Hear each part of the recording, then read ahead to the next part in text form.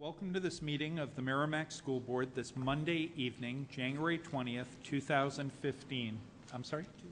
Tuesday, I'm sorry, I'm so used to saying Monday. Tuesday, January 20th, we were off yesterday, 2015. Would you all rise and join me for the Pledge of Allegiance? I pledge allegiance to the flag of the United States of America and to the republic for which it stands, one nation, under God, indivisible, with liberty and justice for all. I appreciate the help. That takes us to item number 2 on tonight's agenda, approval of the January 5th, 2015 minutes. Is there a motion made by Vice Chair Barnes, seconded by Mr. Schneider? Any amendments? Ms. Guglielmi. I just have a couple on page 3, line 135 and 136, where it says January 13th and January 27th, just to clarify that those were budget committee meetings as it relates to the January budget hearing schedule. And then on page 7, line 326, where it says the track and field projects into one rather, instead of B, to say than, rather than 2 separate projects. That's all I have. Thank you. Mr. Schneider. So I have one specific one on page 7, the very top of the page, line 299.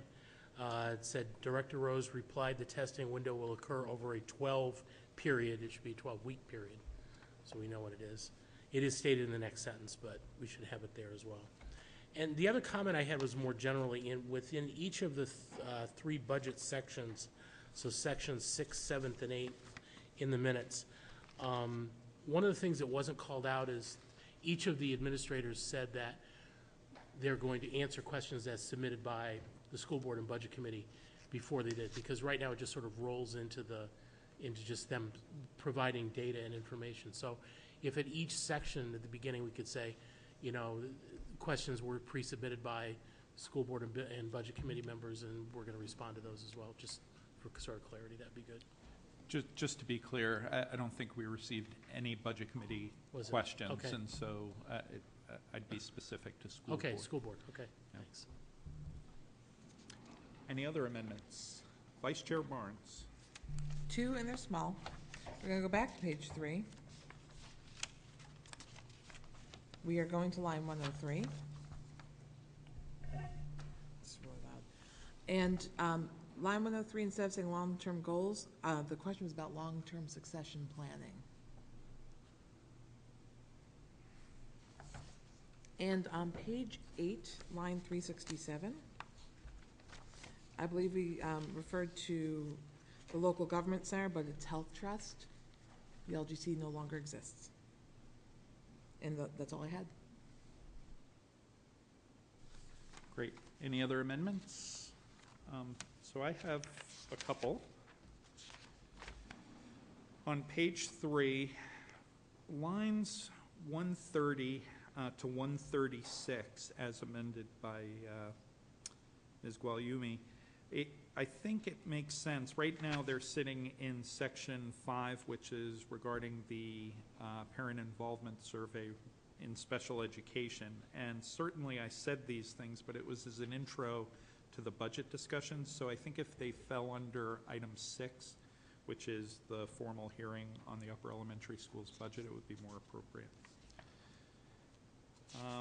Then on page 6, section 8, technology, library, media services, throughout this section is referenced in a number of ways. In some cases, the and is between library and media, as on line 278. On line 280, it says technology and library media services. And then further in the section, I think it's down on line 308, there's no ands at all. So I think if we can just be consistent within the section, and I believe, if I'm not mistaken, it's technology, comma, library, comma, and media services, so perhaps we can amend it that way. On page 7, line 332,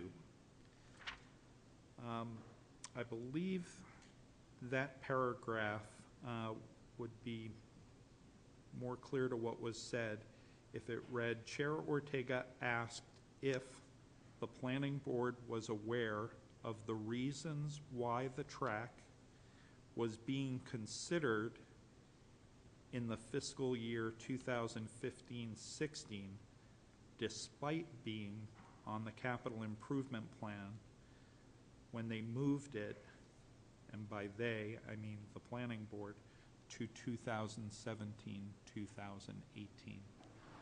So they had pushed our project out a year. We were actually considering bringing it in a year, and I was asking if they were aware of the reasons why we saw it as important. And then in the line that follows, 335, since I've changed the wording there to say asked if, I believe the next sentence should read, Business Administrator Chevenel stated that the track was presented to the planning board as a need. And then on the same page, I'm sorry I missed this earlier, line 303 has me reacting to something that Director Rose said in the paragraph above when I was talking about the fact that our concerns now are not the number of workstations we'll have for the standardized testing, but our bandwidth. And yet the bandwidth isn't referenced in the paragraph above in reply to Mr. Schneider's question about our ability to do the standardized testing. And so I think if we can add a sentence there that says essentially Director Rose's primary concern around testing is not the number of computers, but the bandwidth. And I promise I am now done. Thank God. So with that, we'll put the minutes to a vote. All those in favor of accepting the January 5th, 2015 minutes as amended signify by saying aye. Opposed? Abstentions? So the motion carries 4-0-1 with Board Member Powell abstaining. Thank you, everyone. That takes us to item number 3, public participation. This is an opportunity for the public to address the board.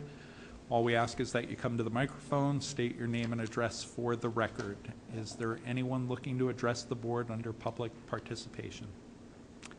Seeing none, I will close public participation, and we will move to item number 4, acceptance of gifts or grants under $5,000. Business Administrator Chevenel. Thank you very much. This evening, we have a gift to the Merrimack Middle School in the amount of $500 from Energy North, Inc. It's to support the middle school math and/or science program. It is emanates from Bonbons Mobile, essentially, down off of Continental Boulevard specifically, as I was told by Mrs. Wolfline. Great. Is there a motion? Vice Chair Marnes. I move we accept the gift of $500 from Energy North with our gratitude. And a second? Made by Ms. Guagliumi. All those in favor of accepting the generous gift of $500 from Bonbon signify by saying aye. Aye. Opposed? None. The motion carries 5-0-0. And that takes us to item number 5, request to conduct staff survey regarding school climate and leadership at James Mastrocola Elementary School for a doctoral dissertation. I would invite to the table Ms. Louise Costa and Principal Emily Carter. And I would turn to the superintendent to introduce our guest and the topic. So I'm delighted tonight to doubly welcome Lois Costa to the board's table. Lois is a former classroom teacher at Reeds Ferry Elementary School, and then she decided to go into administration. She's a principal in Hampton at the Adeline C. Marston School, and she is pursuing a doctorate at Southern New Hampshire University. She has elected to not only survey the staff at James Masterclaw Elementary School, but also engage Principal Carter as a part of her study. She's here tonight to share with you what she purports to do. And I'm just so tickled that someone who was once with us has been on a trajectory of professional growth and chooses to have us be a part of that. So welcome back, Lois and Emily. Yep, thank you.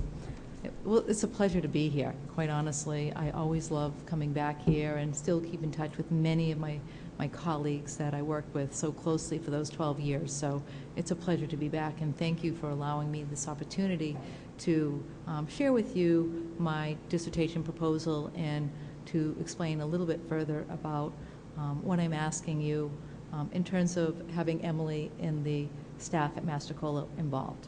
So you have, I believe, in front of you a copy of the complete dissertation, but what I've also given you is an abridged version that kind of gives you the nuts and bolts of the actual proposal. So with that being said, what we know is that there are great challenges for schools and leaders around school reform efforts as we think about some of those achievement gaps, and we have our Common Core curriculum and Smarter Balance that is looming on the horizon, on top of teacher effectiveness plans. So as I looked at the research, specifically at school climate, I found that there really is a need to look at school climate from multiple research perspectives, including quasi-experimental, correlational, as well as case studies and qualitative analysis, as much as possible to integrate processes and outcome concepts into time-sensitive analysis. What that really means is that there is a need out there to look more at school climate in those various ways to further our understanding of what it is specifically about school climate that might be levers for leaders in schools that might help to achieve or advance our efforts in those areas. So that being said, understanding these interactions in the context of the school may enable adoption of interventions that have proven successful. So if we can take a look at those variables of school climate that might be most important, we might have a focus effort for all of us as leaders as we think about those challenges. Additionally, obviously school climate research could also contribute to the development of policies that might ultimately support all schools. So my specific research questions are: what aspects of school climate does staff perceive as promoting or inhibiting student success? So I'm really looking at what they perceive, because perceptions are really everyone's reality. So I'm looking at the staff. The second question asked, what aspects of school climate do principals perceive as having the greatest impact on student achievement? So I'm looking at principals that, and their thoughts around what it is that might have the greatest impact on student achievement as we think about those variables of school climate. And then finally, my third question is, what aspects of school climate emerge as most significant to members of the school community? So that takes in part not only the teachers, but also the principals. So looking at them together. If you consider the climate, school climate frameworks, there are many, but the one that I'm choosing to focusing on is the National School Climate Council, which is to me most comprehensive and inclusive. And my survey really goes into depth under all those pieces that I'll go into in just a few moments. I'm also considering the work of Michael Fullen under his leadership, his most recent book, which was just out in 2014, that talks about the 3 keys of leadership. And according to Michael Fullen, he says that there are 3 keys that are necessary for school leaders of the 21st century. And it says that they must first lead the learning, second, they must act as district and system players, And finally, they must serve as change agents. So I'm looking at those pieces as well as I speak with Emily further about school climate. So an overview of my process. I would begin with surveying the teachers. And that survey that I've selected, I've chosen carefully under the direction of AERA, which is the American Educational Research Association, SIG Armchair School Climate, Dr. Schindler out of San Diego State University over in California. Last year I had the opportunity to attend the AERA conference, and I was able to forge some relationships with some of those people. So when I got talking to him about what I was thinking about for my proposal, he said, "Have you looked at my survey?" No, I have not. So we actually got engaged in a dialogue, and I looked at it, and I thought it really speaks to what I want to look at, and it supports that national school climate theory, so that framework. So with his permission, I've been granted to use it with the staff of, as part of my sample. So I would begin with surveying teachers. The next piece is I would be interviewing principals, and I'd be using Seidman's protocol, which is really a series of 3 interviews. And the interviews are about an hour each, being cognizant of a very busy principal's time. The purpose of the 3 interviews is to really to get an in-depth understanding of, first off, the participant. So I begin with kind of getting a historical background on, where they are and what, why do they go into leadership. My second interview would really focus on details of the lived experience. What's it like to be a principal? And then finally, the third interview would really focus specifically on bringing meaning to those lived experiences and really getting these participants to reflect on that, considering school climate. So that's the protocol I'd use. In addition, documents like a mission or vision, a professional development plan, perhaps a teacher effectiveness plan, a safety plan, if there's any social emotional learning programs or policies that might help to have me have a better understanding of these aspects of school climate, those would also be reviewed. And then finally, even though NECAP is in the past, as we say, I still would be curious to see what was the track of progress. What did that look like in the last 3 years? So for my sample for this dissertation, I'm actually looking at schools that were selected as schools of excellence, or EDDie schools. And as you know, Mastrocola is one of those schools. So they've already been recognized as a school that's doing very well. It's achieved that high status of being a school of excellence in the state. So I've selected schools that have been recognized under the rubrics for EDDies. So I'm looking at 3 elementary schools that have been identified. And of course, I think what that does is it elevates this in the sense that these schools have already been recognized. We really want to spotlight those schools that are doing well. We want to see, is there something that we can learn from these schools that have been recognized and have that title of being a school of excellence? So very purposeful in my sample, in that I really want to look at what's going well and what's going right. That being said, they are part of a pool, so it's all completely anonymous in terms of I will not be quoting anyone directly. I will not be having names attached to surveys. They really become part of a, if you will, sample. But what it will allow me to do is to really take a look at a larger sample of teacher participants, principals in these documents to see what it is that we can glean about school climate.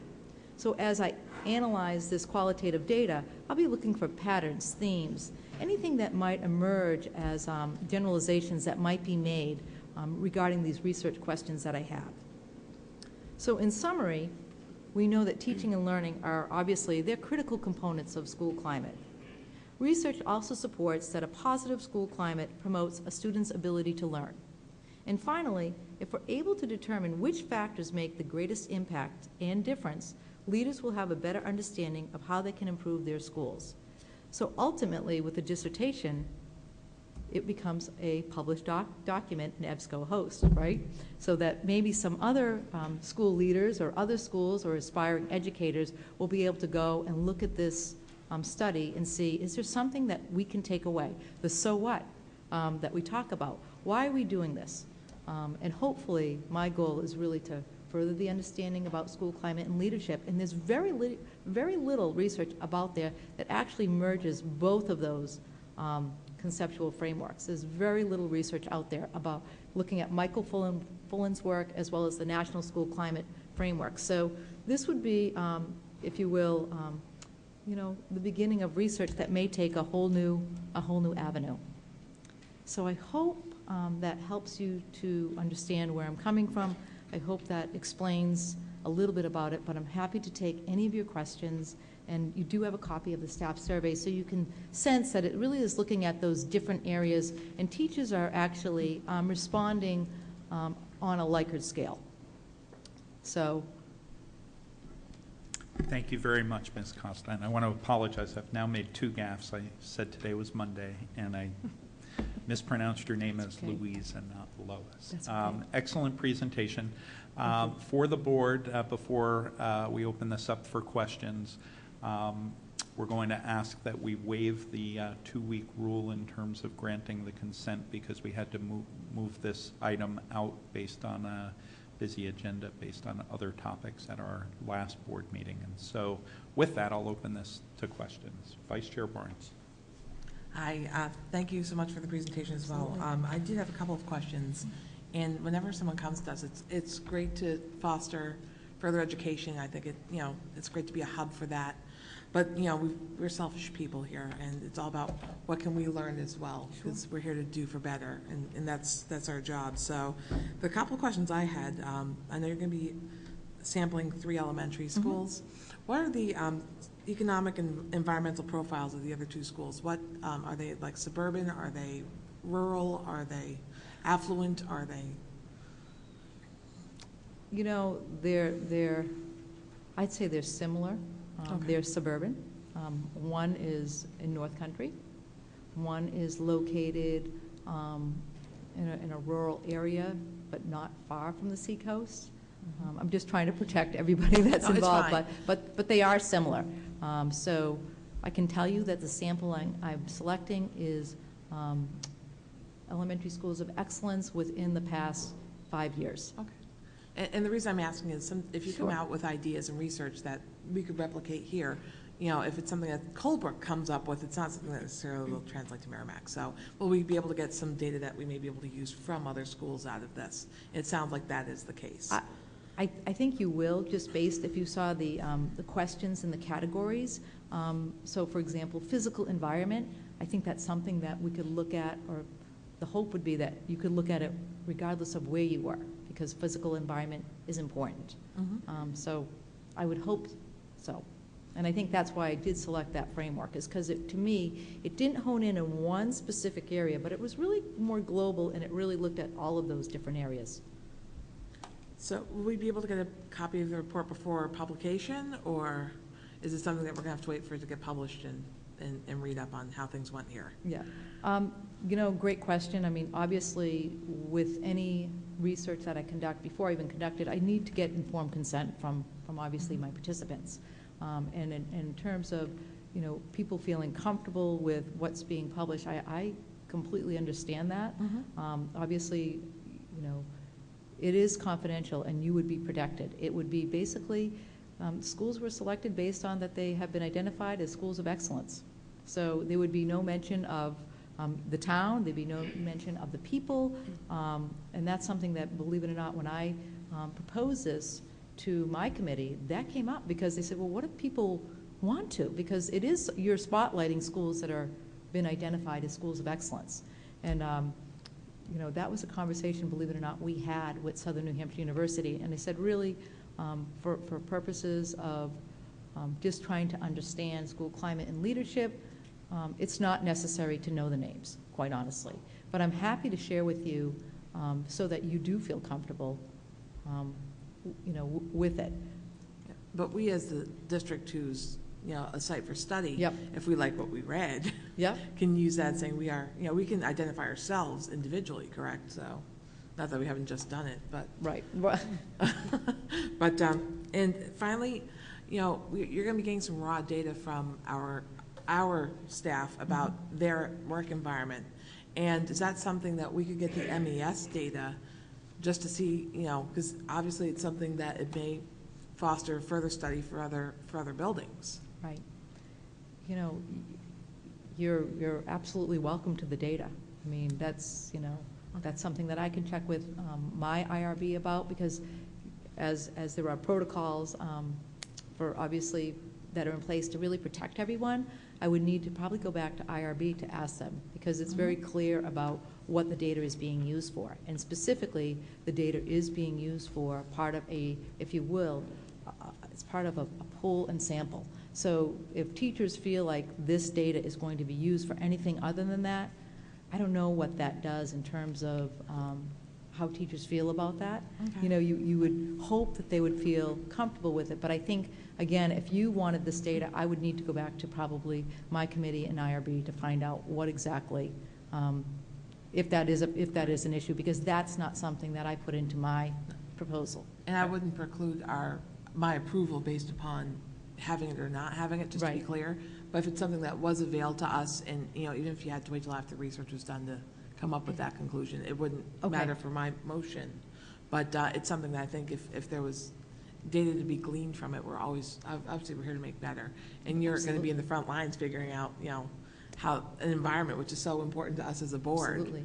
The climate of our district is so important to us that if you have, specific data to our district, it might be interesting for us to have.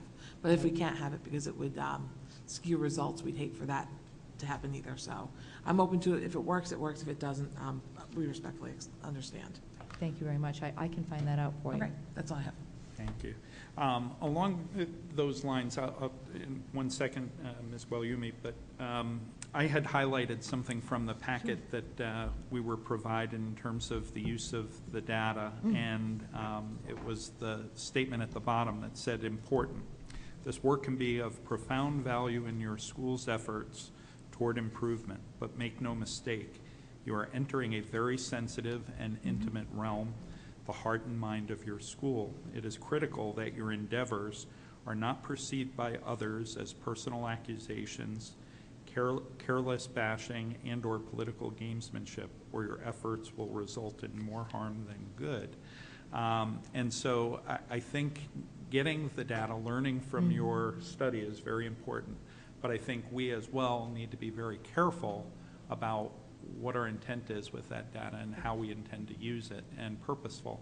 So I think as we learn more about your results in the anonymous sense, that may tell us something, and perhaps we want to dig down further. And then I think the question of, okay, if in fact there's a purposeful intent to use that information, and we know what our path forward is, if only we had that data, then I think having it might be good. But I worry about how we would use that data just blind, I guess. Ms. Guglielmi. And my comment, I guess, was along the same lines of, asking more about whether it was anonymous or not, and I certainly have answers on that. I will say that my interest is I'm very interested in feedback. I'm interested in feedback from our staff, and then to take it further from parents in the community as well. So that would be very interesting feedback, and I think it can certainly understand why a certain amount of the anonymity would be protected so that there is freedom to share information. Totally get that. The other question I had is just a confirmation, and part of your process was to review the NECAP, and I'm assuming that that's at an aggregate level, again, protecting any individual Correct. students. Correct. Thank you. Yes. Are there any other questions? Mr. Schneider. So, aside from, so we have the survey in our packet here of what the teachers will be asked to, voluntarily be able to participate in. Is there any other expectation for the teachers beyond this? So any of the interaction of interview is strictly with the principal and not with any of the staff? Correct. Okay. That's it. Just clarity there. Any other questions or comments? I had one question, and it's more about your study than it is about the actual questionnaire in terms of choosing the 3 schools of excellence and perhaps not having schools that are not at the top. In other words, how do you compare and contrast and make some determination of what the differentiating factors are for a school that perhaps wants to move itself from average to excellent, or from poor to average? Well, quite honestly, you could have taken it from any angle. I could have been broader in terms of my sample. I felt that schools that were designated schools of excellence would be more apt to be more open to invite me in, to share, because really there's much to celebrate. There's something that's going on really well here that we could learn from. So I think that I took it from that angle, and my committee agreed with me. So to be about finding commonalities Exactly. across those 3 as opposed to contrasting with Right. schools that are not in that Right. realm. Superintendent. I think, based on the questions that I heard of Lois, I want to come back and address something, and that has to do with the use of the data that she derives from this. I think it's very important when the staff are addressed at Mastrocola Elementary that they realize that what they come forward with will be for her use only in the study that she does. At the same time, I'm hearing some of you talk in terms of how important you feel the school climate survey is, that a lot could be learned from that. What I would propose is that on our own, perhaps this survey or another survey could be done, and it could be more inclusive. All of our schools, to find out what people perceive. I think that would have a lot more meaning, and what I worry is that juxtaposition might in some way hamper her research, because if I'm a teacher and I think it's going for her doctoral dissertation, I might say one thing. If I think it's going to the board for analysis, even though it's not, that's another thing, so I might answer differently. In this particular case, I think it needs to be pure, that she comes forward, she says what she's going to do, what she's looking for, they answer accordingly, and if we decide we want to do something, we do something in addition at another time. I have enough regard for a doctoral dissertation that I think it needs to just stay as she purports it, no more. Ms. Guglielmi. And then just a follow-up question regarding the data post-survey. Will you retain it for a certain amount of time and then shred it? Absolutely. Is that? Yep. Okay, thank you. Yep. Any other comment or question? Okay, seeing none, I will entertain a motion. Vice Chair Barnes. I move that we allow Ms. Lois Costa work with our facility at Mastrocola Elementary School to conduct research for her doctoral dissertation, waiving the 2-week rule. Is there a second? Made by Ms. Guglielmi. You want to speak to it? We wish you all the best and look forward to your end result. So Thank good you luck. very much. And I'm happy to share my end results. Hopefully you can find it on EBSCOhost or Eric or one of those. So that's the goal. So Thank you. thank you very much for your time. Really appreciate Any it. further discussion of the motion? So seeing none, we'll put the motion to a vote. All those in favor of the motion to allow Ms. Costa to conduct a staff survey regarding school climate and leadership at James Mastrocola Elementary School signify by saying aye. Aye. Opposed? None. The motion carries 5-0-0, and I will echo what the Vice Chair said. Best of luck with the dissertation, and yeah, we're quite interested, obviously. Me too. Wonderful. Thank you very much. Have a Really good night, appreciate your and support. welcome back. It's great to see you all. Really. And I just wanted to say thank you very much for seeing us this evening. I am really excited to work with Lois. We go way back when, and I think it's Marge who usually says that once someone comes and works in the Merrimack School District and they leave for one reason or another, they're always tethered to the Merrimack School District. And so I'm really excited that Lois picked up the phone and called and requested this, and I really appreciate your support for her project. Wonderful. Thank you, Ms. Carter.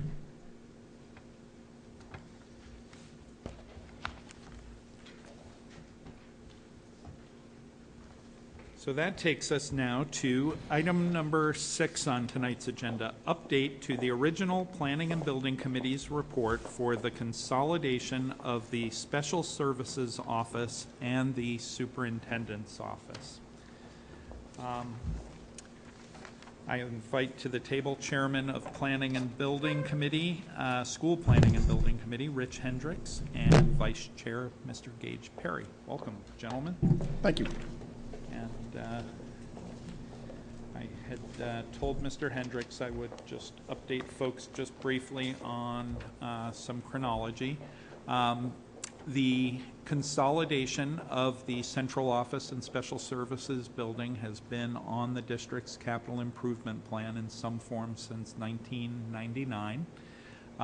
In 2010, the Planning and Building Committee for the school district produced a report comparing options within the district to either build, to use existing space, or to look at other options such as purchase or lease. In 2013, a measure was put on the ballot, a warrant was put on the ballot that received a majority, but did not receive the supermajority that it needed in order to pass. It's on our capital improvement plan for this year, and in the fall we received a district-wide capacity plan from NESDEC that included some options that weren't originally considered on the 2010 Planning and Building Report, specifically the use of space at James Mastrocola Upper Elementary School, which had originally been considered in the report for use as special education offices, was suggested by NESDEC, but not recommended, but suggested as a potential for the SAU offices, and space at the middle school, which hadn't been considered, was suggested, again not recommended, at the middle school. And so not that long ago, I think it was October, when we issued a charge to the Planning and Building Committee. Maybe it was even later if I'm recalling. We didn't give them much time, but the request from the board was to go back and visit that report, which is 4 to 5 years old, to look at various options, update costs, and come back with an update to the report that addresses all of the options as well as all of the updated costs. And so the gentlemen are here to represent the work of the Planning and Building Committee tonight, and I welcome them both. Thank you, Chris. This is more just a quick summary for the board. 4 years ago, back in 2010, we had given a lengthy report. Obviously, in 4 years, a couple of things have changed, price-wise, updating things, costs, even some building calamities have occurred. We did get some additional capacity information from the NESDEC report as far as who's in the schools and the utilization of them. We did not have that previously, which kind of spurred a little bit of that NESDEC report, because that was asked by the public. And, you know, what is, particularly if you don't have kids in the school, how much are these schools actually being utilized?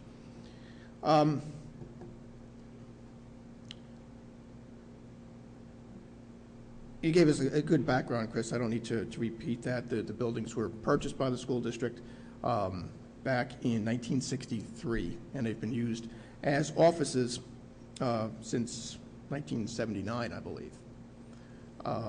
We've gotten a good bang for the buck on these things, but they're tired. They're old. We looked at the status of each building currently. We looked at who's currently in the building. It is worth noting that in both buildings, neither one is ADA compliant for the basement. Due to the storm that hit in 2012, the basement of the blue building, which is used for the special services staff, has become uninhabitable. It has serious mold issues. There's a little bit of asbestos here, but it's mostly a wet, damp basement, and as thus, no people are currently working in it, and no people are able to work in it. We did have to fix up a roof. Insurance took care of that, so a little bit was upgraded, but not enough to make the building even close to what it needs to be. And water damage. I'm going to read just one little paragraph to emphasize how bad the conditions are in there for the workers that go in there each day. It is worth noting the waiting and reception areas of both buildings are contained in open office areas. There's no privacy, there's no real safety between the staff and the general public in any areas. The blue building is handicapped accessible in the upstairs, but you literally have to remove all the reception area furniture to get any wheelchair through there. The office configuration results in inadequate security and safety of the staff and district records. In addition, there's compromised confidentiality when dealing with the public. If you call and think no one else is hearing you, I regret to inform you that simply isn't true. They don't blab to each other. I mean, you just hear the phone calls. The superintendent has to arrange for her meetings to be in the high school because the office is so small and it's such a small area that some of the issues she deals with are of a volatile situation and cannot be addressed in the office as is. We looked at the 2015 needs, not too different than what we came up with before, quite frankly. The things that don't even presently exist, as I mentioned before, the building security, conference space, of which there's none, handicapped accessibility I've gone over, and confidentiality within offices, and there's virtually very little testing areas now that the blue building has been severely damaged. Just want to bring up a quick note to the people looking at the bottom of page 2 here. I put down a size of parcel big enough for a single-story 10,000 square foot building. That's what we've used in the past. The reason I put down 9,000 is that is the actual footprint. 1,000 or 1,200 square feet would be in the basement. So it's not that we need any less square feet, it's just a floor print, the footprint, as they say. We figured out to be about 9,000, but the actual still required amount is still 10,000 square feet. So just a little detail on that. We looked at the options as we had before: leasing, purchasing, renovating, different configurations. Leasing, there's very few properties that are even close to what we need. There's a lot of buildings if you go online, but they're all 1,200, 1,500, 2,000, 4,000 square feet. Very, very few in the 9 to 10,000. There's a building on DW Highway currently, or in the past, had housed a charter school, and yes, there is 10,000 square feet there. You're looking at about $100,000 a year just in lease payments. The building is virtually vacant on the second floor, so you would have to add the cost of virtually building a building within inside a building. There's a couple $100,000. It's tough to get a realtor to give you an exact price on that because every configuration is different. Every landlord is different. He might say, hey, I think this will improve my building. Maybe I'll go for half of it. Some will say, hey, that's your problem. You pay for all of it. So I don't have a set price as to what it costs to renovate these things because each building's different, each landlord's different, but it's into the hundreds of thousands. We looked at purchasing a facility, and frankly, 4 years ago, there was none to be had. Very, very late in our meetings, we did find a building. For full disclosure, it's 309 DW Highway actually across from the old charter school there. I believe it currently houses an insurance agency. The insurance agency is not going out of business. The building is being sold. Big, big difference. Just so if they're listening, they're not. It is posted at $900,000, and it is over 9,000 square feet. We didn't pursue it much. We don't have much authority to go ahead and start looking at purchasing million-dollar buildings. But it is an option that is available to you today. I can have Matt kind of glance over, you've got a few problems here. This is not a typical, we have the money, I want to buy Shannon's house. It's, hey, here's X. She goes, oh, okay, I'll take that. I'll see you in 30 days. And you write a check, half from the mortgage company, blah, blah, blah. This is, we have no money. The school district does not have a couple $1 million sitting there waiting to buy a building. So you're going to have a very lenient realtor and a very understanding landowner that you're going to put something on a warrant. Do you want to buy? Town, yes or no? The town says yes. There's nothing to preclude this realtor from saying, calling up Marge and saying, listen, I got Tom here wants to buy the building today. What's it going to be? You could have very well printed up the ballots. You could have gone to the deliberative. People said, yep, put it on the ballot. The realtor says, I've been trying to sell this thing for 9 months. I got a buyer. I'm taking it. You go to the vote, and it's in, well, what's the point?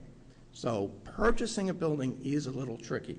Is there anything I should forewarn? And like I said, this just came on the property, and it is viable, so we put it out there, but here's a little couple quirks when you buy a building.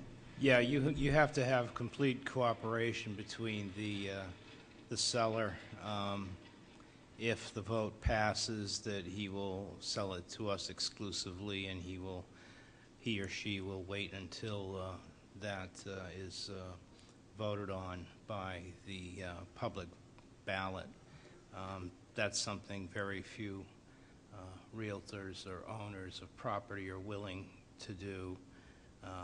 If they receive an offer and it's a good offer, they're more apt to take it.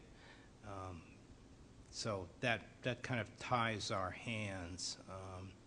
I believe on the town side the rules are different. They do have the ability to acquire property without going through the whole deliberative session process.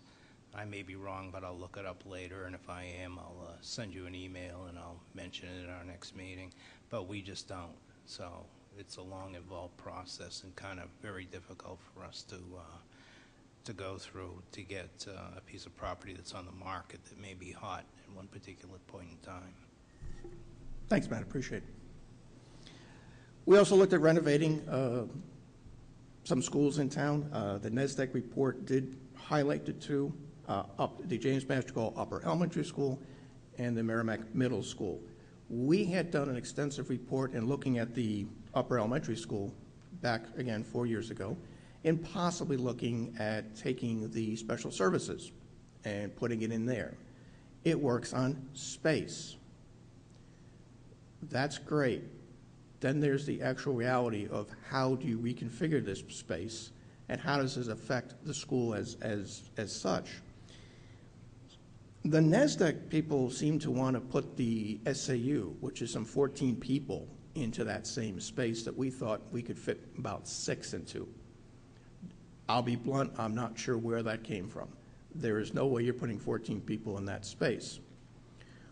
Be that as it may, we looked at it, put people in very tiny offices. And their conclusions weren't very different than what we concluded in terms of, okay, here's your problem. In your packet tonight, you got a little map of the Upper Elementary School showing the area that they had designated that they would try to take over, so to speak. Problems. Well, first thing is you have a playground right outside your window with very, very happy young children. And as much as we're here and love children, you're creating a work environment. It was a real problem with the special services because you've got children that just can't be distracted. Fine, you put some testing rooms on the other side, but now you're putting district employees on the other side of that. That's the least of the problems. You've now closed off or attempting to close off a fire exit. That's a no-go. The blue little highlight there is the entrance that comes off of the playground by the fence. It also goes to a staircase, which goes up to the second floor. So you're trying to cordon off. You've got to understand when you do this, you have cordoned off an area. It's like you want to put an imaginary brick wall up over this thing. And unfortunately, you can't do that. not where you have an emergency exit and staircases involved.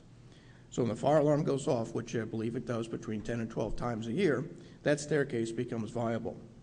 They've also looked at putting in rooms 142 and 143. Well, you've eliminated a girls' bathroom, and you also have another staircase leading from the upstairs that's used not necessarily in emergencies, but to get to and from the rooms upstairs and downstairs. So to go from the upstairs, what is it, 240, down to say you've, I don't know, you're going to learning resources 137, you virtually have to go around the entire school. Traffic flow becomes a little bit of a sticky wicket there. You also have a new entrance that would have to be built into the school. Parking, good luck. It has to be mentioned again that we have a very nice arrangement with the Catholic Church that's next door. At any time, that can go bye-bye.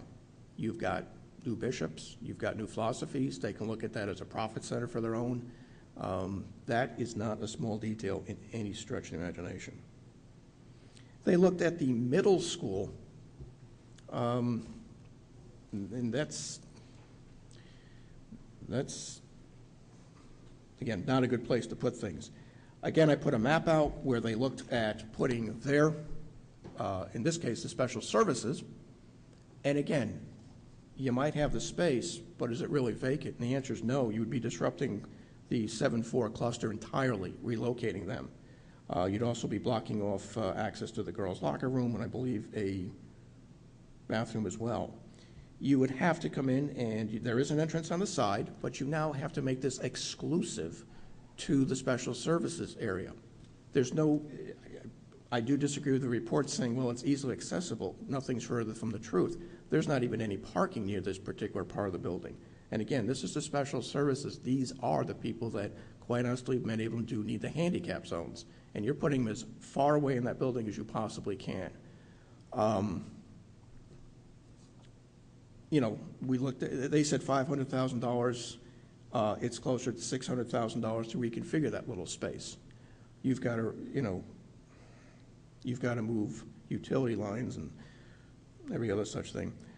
It just, that one just, I'm sorry, makes no sense. It's, the middle school has some very, very restrictive parking. It's not a floor plan that can be expanded. And we just have to flat out say we disagree with that, even trying to put anything into that middle school. We disregarded that 4 years ago. When you look at renovating existing spaces, you're turning classrooms into offices and workspaces. You've got to change your power upgrades, your soundproofing of windows, especially in the JMUs. You now have to make all your bathrooms ADA compliant if they're not. Not a problem in the middle school, a little bit in the JMUs. The JMUs would require an HVAC system, which there is none now. And you have to have that separate and secure entrances, which neither have in that terms. You have a secure entrance for the public, that's good. But these, again, you have to think as, and that's why I want to make those diagrams. This is, it's like that Jenga game. It's a part of the school, and you can't go in and out of it. You know, Marge would love to see you, but not every class every 40 minutes. It's just unworkable.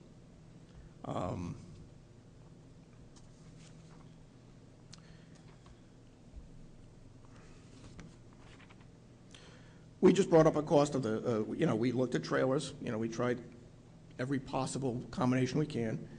You're looking about $160,000 a year, and that would be minimal. There'd be no conference space. There'd be no office space, because that truly would be a very, very temporary solution. The $160,000 does not include, by the way, any bathrooms. Doesn't include the electrical hookup charges and things, the sewerage and well, as I say, the electrical hookups. I mean, just the stairs alone, Matt got a price would be $24,000. That did not seem to be a very viable option. We added a few things to the building of the facility. We had been asked a few times, you know, different parts that we had neglected. Someone asked about the furnishings. We're looking at it between $10,000 and $14,000. The district has basically enough desks and chairs for offices. That's not what we're looking at. The district, as far as I know, has no fireproof safes, fireproof filing cabinets. And although we like to pretend we live in an electronic world, there's a lot of papers that need to be preserved. And there's no real safety for those papers at all. We are looking at a fairly good conference room that we hope to also be able to be used for the public. We've designed the building, what we're proposing, that would have an entrance that is able to be used after dark. The offices could be closed, and the other side of the building would be open. That's a school board thing as to what you do and who uses it. There's a cost and things of that nature. It's getting a little ahead of us, but we've designed it that way. And we would need, some fold-up tables and chairs for that to be used quickly. Certainly, school will use it first, priorities. We're looking at professional development, trying to get away from having to go up to Ceresc for meetings and that type of thing, and, a little bit of a cost savings there. So we updated those costs. We looked at what are we going to do with the old buildings. It's all fine and well to say, well, they're going to be knocked down, but we found out a reasonable cost, Matt and Tom worked on this a little bit, is about $30,000 to $40,000 a building to tear down, remove the oil burner. It's hazardous material. It's not a small cost, and basically turn it back into dirt. One of the things we did recommend and suggested is possibly at least one parking lot, especially where the blue building is, because if the building is put in to place, you will lose a number of spaces in that high school parking lot. We didn't put it into the final price because we look at the parking lot is about a year's away from when you do this. It's not something that's going to be built right away. Matt can give you some potential prices of paving and parking and that type of thing, but we didn't put that into the overall price for that reason. So yes, we're aware of the cost. We didn't price it out specifically for tonight, but again, we're looking at that as something a year from when this building would even be built. So.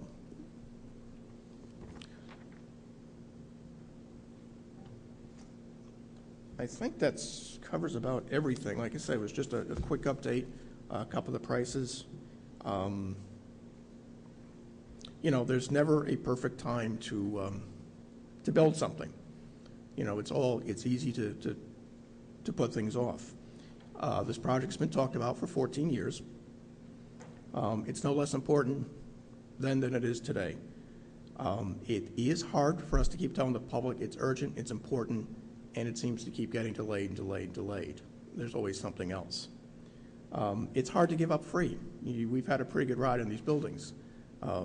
Like I say, the damage done to the blue building was basically done by, insurance. There was some small cost to district, but not for the repairs that were done. It's kind of like everyone wants to buy their next car, when my bills are paid and this is done, I got no debt, and it doesn't seem to work out that way all the time.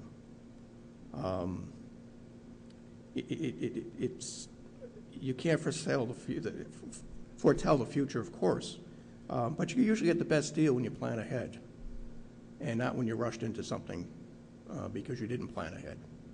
So I do appreciate you taking a look at this again. We're going to try to be a little more visual this time around. If it gets to a warrant, we are looking at doing videos, Facebook, getting our own website. My apologies to Cinda was not here last time. I don't know if you've tried looking at our reports. They're nowhere to be found. We have pleaded and begged with whoever's in charge of the district website to put our reports back on, and they have not been put back on. So I've referred to some previous reports, and if you go up there and look at them, I apologize. They're not on there. We keep asking. I'll take your questions. Thank you, Mr. Hendricks. Are there any questions from the board? Mr. Schneider, our liaison to the planning. Yeah, I just thought I'd chime in from liaison standpoint, because I did sort of act as the go-between between the school board and the planning and building committee. The planning and building committee did exactly what we asked them to do.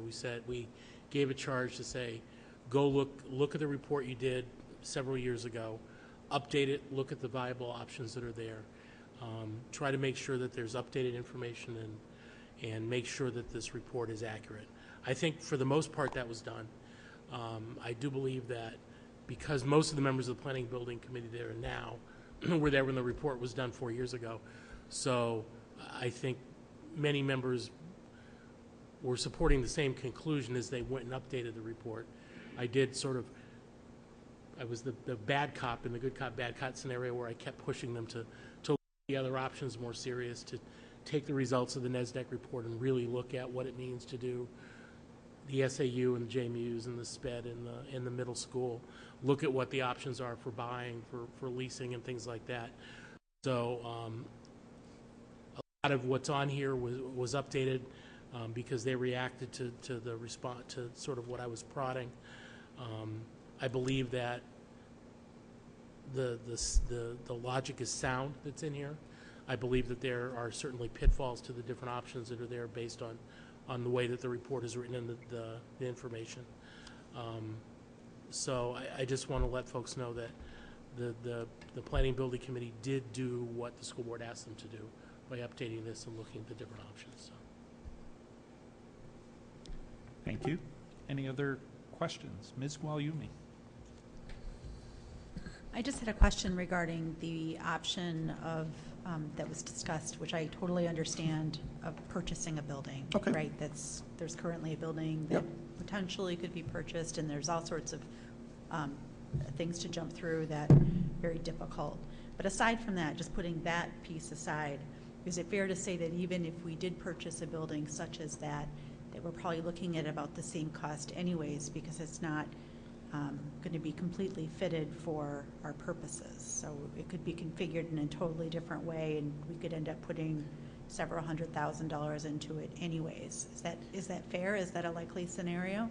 I'm going to say it's probably less than the new building, only because it is currently an offices of some type. I have not personally been in it. Again, this is fairly new on the market, so we haven't pursued it. We certainly could do a report specific to that building and come back with those. So there is definitely probably,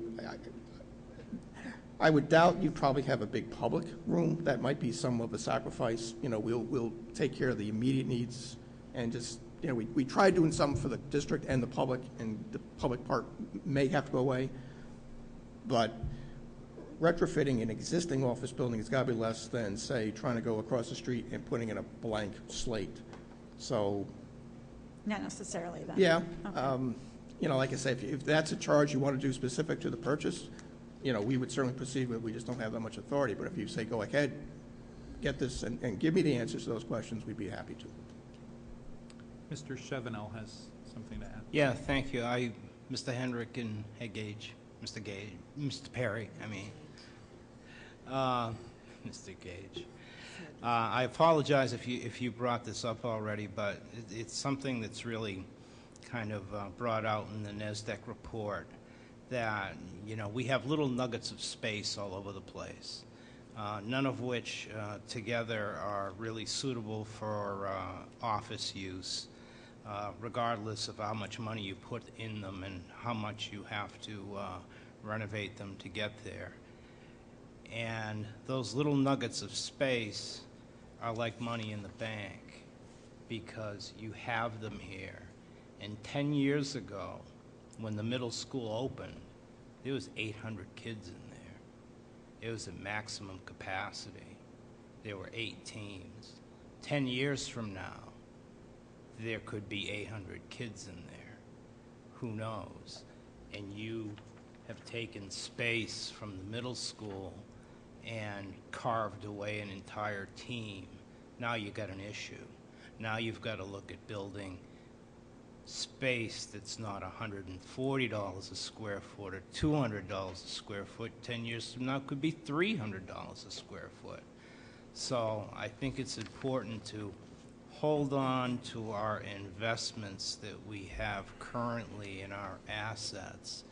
And if the public or the board wants to go in the direction of moving us out of where we are, using existing space is just something that I'd like to keep in the bank for the future. And we're talking long term here. You know, we're not talking 5 years down the road, because 20 years down the road, somebody's going to say, why did they put the offices in there? Now we've got to go out and build another building for like $42 million. So I think it's important that we maintain the little nuggets of space that we do have, because I think they're very important for our future, and they put us in a good position. That's all I wanted to say. Thank you. Vice Chair Barnes. Well, I think the NESDEC report spelled that out as well, that what we have for space needed, what's ideal for space needs to have some buffer, and that was in there, and so for that reason, they really didn't see a lot of opportunity with those two spaces. That being said, I know that you talked about leasing space and you talked about buying space. The one thing that I think is important to understand is that we need to make sure that we give our administration every opportunity to be a central point within the district footprint. And the general area of where they are now fits the bill. Once you go to one end or another, and the space that you're talking about kind of takes you away from that central point of the district, they can't be as responsive when they're on, out of the nucleus of the district, which is where they are now, and where the proposed site is for any new building, if voted in. And honestly, it should be, come on. That being said, I know there are things that you said, Rich, and I don't want them to feel diluted because they came at the end, and that is that it's been happening since 1999. We don't have time to wait. It's difficult for us as a board to find the balance of operating budget, which is educating the students, which is our day-to-day job, having facilities that they are in every day, the students are in every day that are ideal for learning, and including the facilities they're on, like we talked about the track at length this year, finding that balance and trying to accommodate administration staff. It's difficult, and it's about sellability. It's not about need, and that's been our challenge. And you've been very supportive and very evangelical, I guess might be the right term, about talking about the need of the district and how it's not just this board that feels that way. It's not just the administration that feels that way, and they've always felt that way. But they've kept their mouths shut because they were more focused on educating children. But right now, I mean, I'm at a crossroads, and you do give us a lot to think about as what's right for this district and what's the right time. We have to balance the fact that when you are asking for a building, the one thing you put out in your PowerPoint, which the community doesn't see, is the first year cost is interest at $3,315, and that's it. Bonding spreads it out. When people buy a building, they're voting to buy build a building, buy into developing this building. They see the total amount, and that's not what's going to hit their tax bill, but it's this. How do you overcome that number as something that's going to be divided 9,000 ways on a tax bill amongst the communities that the households that we have? So that's going to be a challenge. I would love to see it on this year's warrant. This year's warrant had a 2.2% increase in operating costs because we had to, not because we wanted to. And that's after a lot of big cutting, 3 hours of cutting last week. So I don't have an answer for you. I don't. I'm not making a motion on this one, but just know that if we do get the go-ahead to put it on the warrant this year, it's a huge undertaking to educate about what this really means. And that big time is you're asking for $1.513 million, but at the end of the day, you're asking for $30,000, $315 for next year's tax bill. And we learned some things from last time. Like I said, be more visual. We're looking at, videos and websites and, Facebook presence for all I care. The reports are great and fine. There's a lot of detail, but it's words. And, young people we don't read. We visualize, and this is how we get information. So, we adopt to those times, and, we will have a video put on what those two buildings look like. I'm afraid if we have an open house, we'll hit the maximum occupancy of the green building and shut it down. And it's not facetious.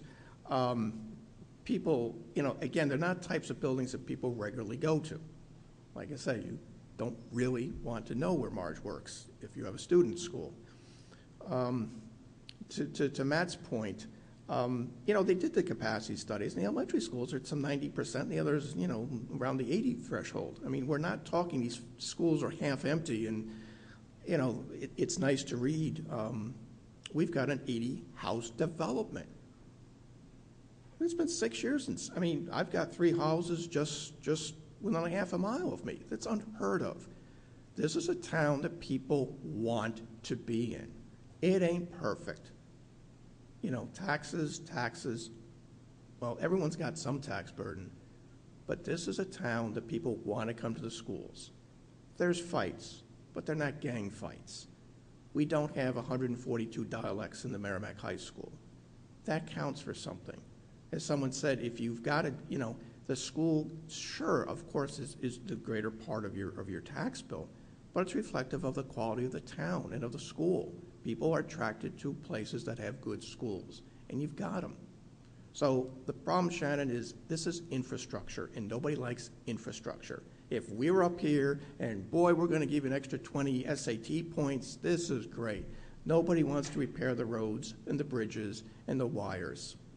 But when you sit in a cold house or when the bridge collapses and 100 cars go into the river, it's like, well, what should we have done? We're not at that catastrophic conversation here, but I get the point. This isn't sexy. It's, I do think there could be some advantage to the student. You're going to have a cohesive unit. And this day and age of texting and messaging, if you're married, there's a big difference. If you get a text, love you, is it a love you or is it a love you? That's a world of difference, and it's how it's said, and that's what's being missed. If you just meet Mark in the hallway for 2 minutes, I said, I've been working on this. Is this what you mean? And you're all upset. It's like, no, you read that wrong. Blah, blah, blah, blah, blah. Oh, okay, well, that's 5 minutes. It can be something as dumb as that. But you know what? He's got more time now to do a project that is beneficial. So again, there's a lot of, again, it's not sexy. I get it. But those buildings are 3-bedroom houses that we have abused, and it's time. So thanks, Shannon. Thank you. Mr. Powell, you had your hand up. I just wanted to expand a little bit on what Shannon's comments were, that yes, our primary responsibility as a board is the welfare and the education of our students. But what we also tend to not illuminate enough is that we're also an employer. We also have responsibilities to our employees. And right now, we're not really fulfilling a safe work environment for our employees that are in those 2 buildings. And I'm not ashamed to go out and preach that message. Is it going to benefit the students?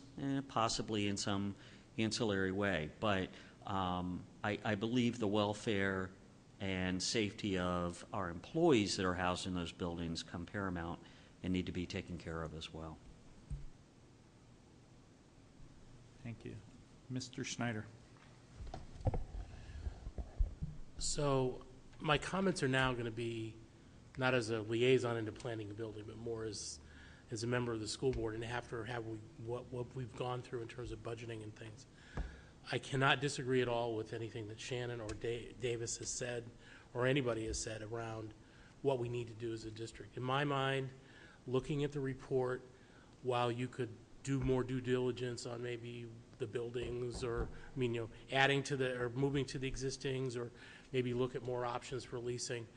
In my mind, the right answer is to build a building centrally located in the land that's been identified, to move the SAU and SPED together and make that the go-forward strategy.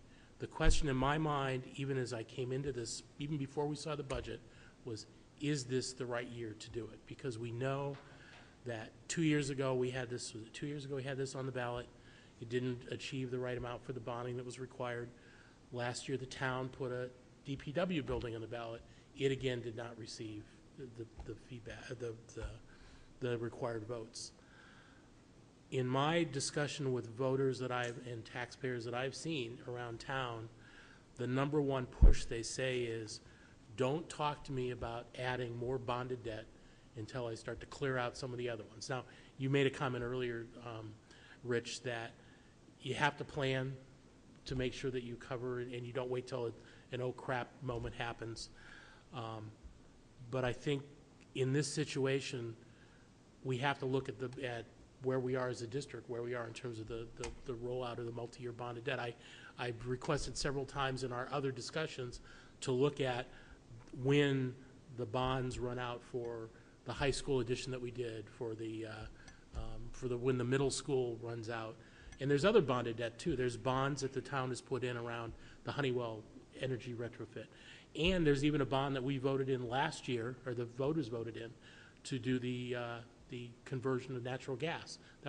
We called it a lease, but essentially it was a 4-year bond as to what we did. So if you look at that table and you look at it out over multiple years, we're stacked with, for at least the next 3 years, we're stacked with bond across all those things that I identified.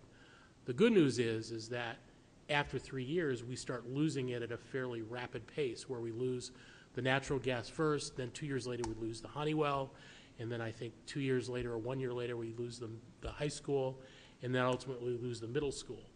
So the question that I have is, knowing what we've gone through with the budget, knowing the state of the current buildings, talking with administration about where they're at, is when, not should we, but rather when should we do it. I believe that doing a 10-year bond is appropriate for this level of building. I know the town has chosen a much different approach with their bonding schedule. I think for us, 10 years is right because it gets it off quicker. In order to do that, it's $30,000 the first year, and then starting at what, $206,000 or something like that the first year when it goes full, and then it goes down. The interesting part is, if you look at the bonded debt schedule, what we pay for the natural gas is within $20,000 of that $200,000 number. So when I listen to the voters and I say, how can we in good conscience put a building out so that we control the impact to the voters in the rate, the tax burden, but also take into account administration, where we are, the status of the buildings, can we exist? In my mind, it's sort of a precursor to when we discuss warrants or whatever, putting this building on the warrant with all of the things you described, the promotion and everything else, in 2 years is a much easier way to propose this to the voters than if we do it this year. Because frankly, this year, if we try to do it on top of a warrant article for the support staff contract that we're going to talk about next meeting, as well as the increase that we've seen in the operating budget, it will be difficult. And even if we do the best job of promoting through websites and whatever, I'm very concerned as to whether we'll sell this to the voters and they can, with a clear conscience, vote with their pocketbooks and their vote to be able to do this. So I want to make sure people understand, especially in the Planning and Building Committee, I do not think we should go another route other than what you've recommended. It is the right solution, there is no doubt. But it's always in my mind been a question of when, and based on the feedback from the voters, capital bonded debt and how it rolls out, and being mindful of that is probably the most important dimension. So.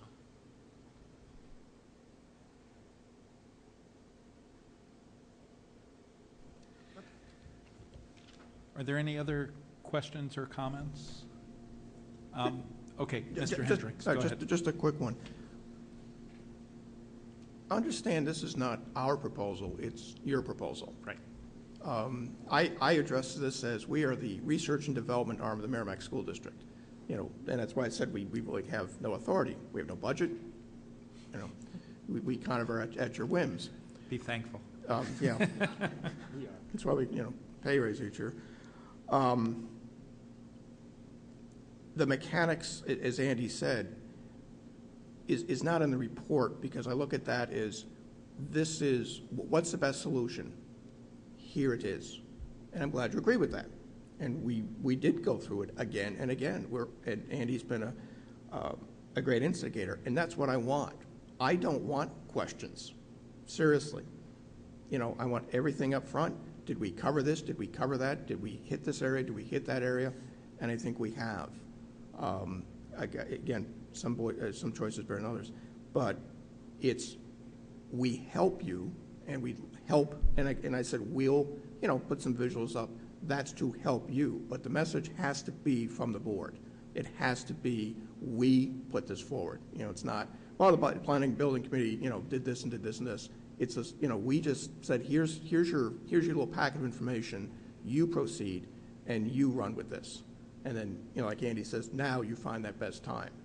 To me, my point is, there's never a best time. I fully get the bonded debt. I've heard that too. It's one of those, makes sense. But how many times can you keep coming back saying, then we have the field, then we have this, then we have the energy. So that's just my comment. Mr. Schneider. Just to follow on with that, if you look at our capital improvement schedule, 2 years from now, it is, you said, is there a right time? Well, if you look at the capital improvement plan, 2 years from now is about the best time we're going to get as far as a good, clear runway, because there's no roof currently scheduled for that year. There might be a couple of smaller paving projects that are there. And the field at this point is not, it's been moved, it's in that year right now, I believe, but that's probably, in my mind, at least as a member of this board, the SAU sped building is more important than a field. And just note for people listening, we've decoupled the track from the field in our thinking, even though the capital improvement plan might show it together. So the turf field, while it's going to be an interesting discussion in my mind, this is the more important. And I think that being a planful and to lay things out properly in the CIP, that is how I would approach it to make sure. So This has been a great discussion, and I appreciate what you said, Chairman Hendricks, right? This isn't planning and buildings, right, proposal, right? This is information that the board has asked, right, on behalf of the district in order to make an informed decision, and everyone agrees on the need. You said something in your opening presentation before we got into the dialogue that caused me to go and check on a couple of things. And it was when you were discussing the NESDEC report and putting the SAU offices at the upper elementary school in the space that they designated. So I went back to the NESDEC report. Now, before I get to that, I think what's important for people to realize, the two buildings that we're talking about are each 1,624 square feet apiece. So we're talking about a total of 3,248 square feet across two buildings that we have roughly 18 people working in, right? So essentially a large home in Merrimack, right, that would be a bigger than average home, but you would throw 18 people to work in there. But what I did was I went back to the NESDEC report and looked at the assumptions for space that they used. And if you look at the NESDEC report, starts on page 46, and then that talks about the SAU offices to upper elementary. And there's an itemized list of the spaces that would be required for the SAU, including an office for the superintendent of 240 square feet, other offices of 200 square feet, areas of 130 square feet, meeting room of 1,400 square feet, and it adds up to 4,695 square feet. And then additionally, if you look at the assumptions for special services, they came up with a total of just under 2,800 square feet for special services, for a total of roughly 7,500 square feet. And so I'm wondering if in reviewing, certainly we didn't ask for you to review those assumptions, but I'm wondering if the committee, if I don't know whether this is an opportunity or certainly a follow-up activity, but it seems to me that our 10,000 or 10,800 and 7,500 are not the same, which would answer your question, why did they put the SAU office in that corner based upon their options presented. Or it might lead us to maybe there's an opportunity, working with these assumptions, to have a smaller footprint and potentially a lower cost alternative. Well, just real quick, when they looked at putting the SAU into the upper elementary school, that's 11 people. They're only using 6 classrooms or something like that. They've got some 4,600 square feet. The square footage that they did use is kind of off a diagram we had sketched out to get some idea of, do we need how big a building? I said eventually we had to have a meeting of, well, how big an office, do you need type of thing, and how many cubicles, and they came in with some 4,700 square feet.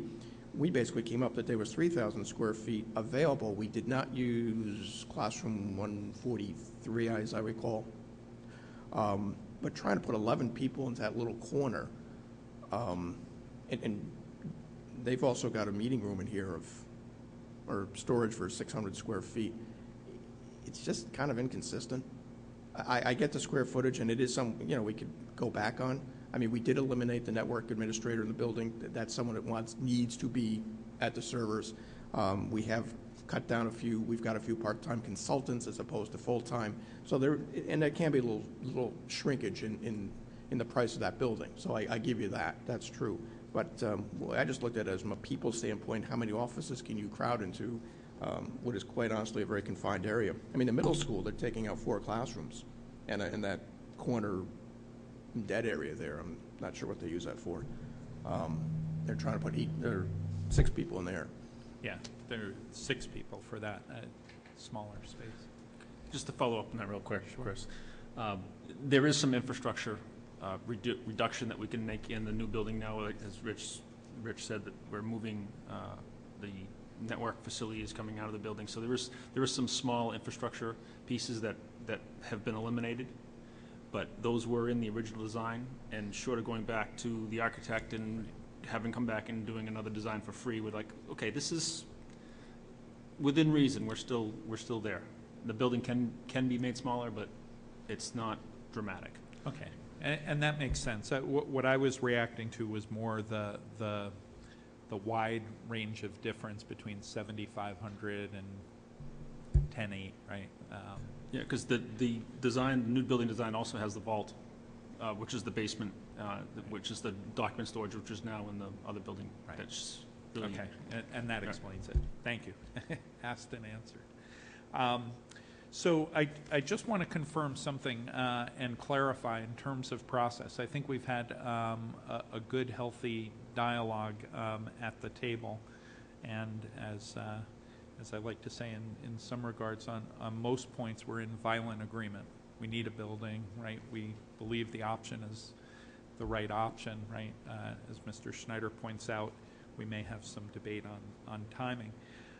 Along those lines, from a process perspective, at our next meeting, which is February 2nd, thank you, we will be taking up all of the warrant articles.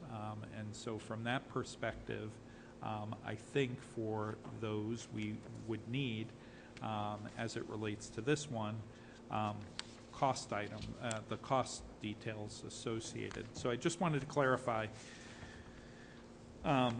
that through the report, a number of the costs were updated, but that the bottom line total that we're talking about on page, well, it's actually on your summary page, is the same price we were talking about 2 years ago.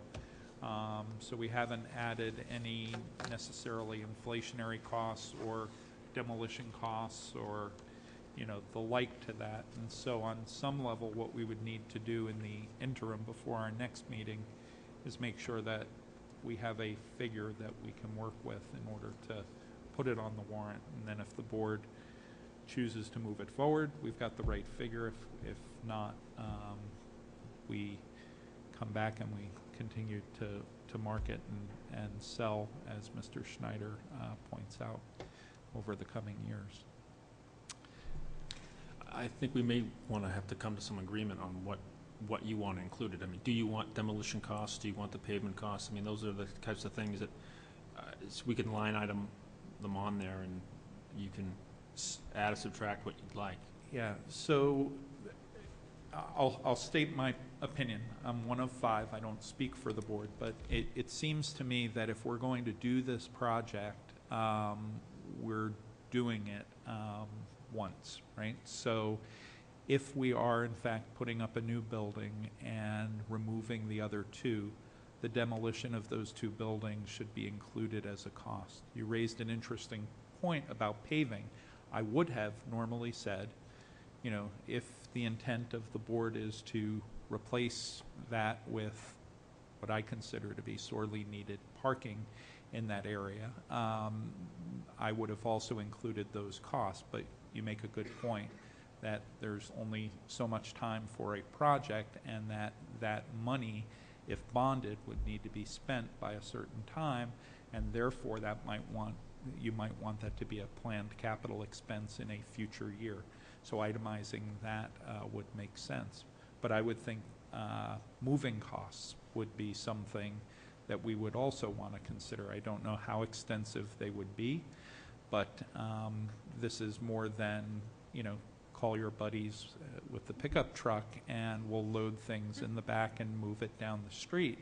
While we could do that probably for a lot of things, and I think that would open us up to some potential liability, we also have to recognize that this is an office building with sensitive and confidential documentation, as well as computer systems and the like that need to be handled in a certain way. So I'm not looking to inflate that cost, but I do think that it's a real cost, and we need to actually use professionals in order to accomplish it.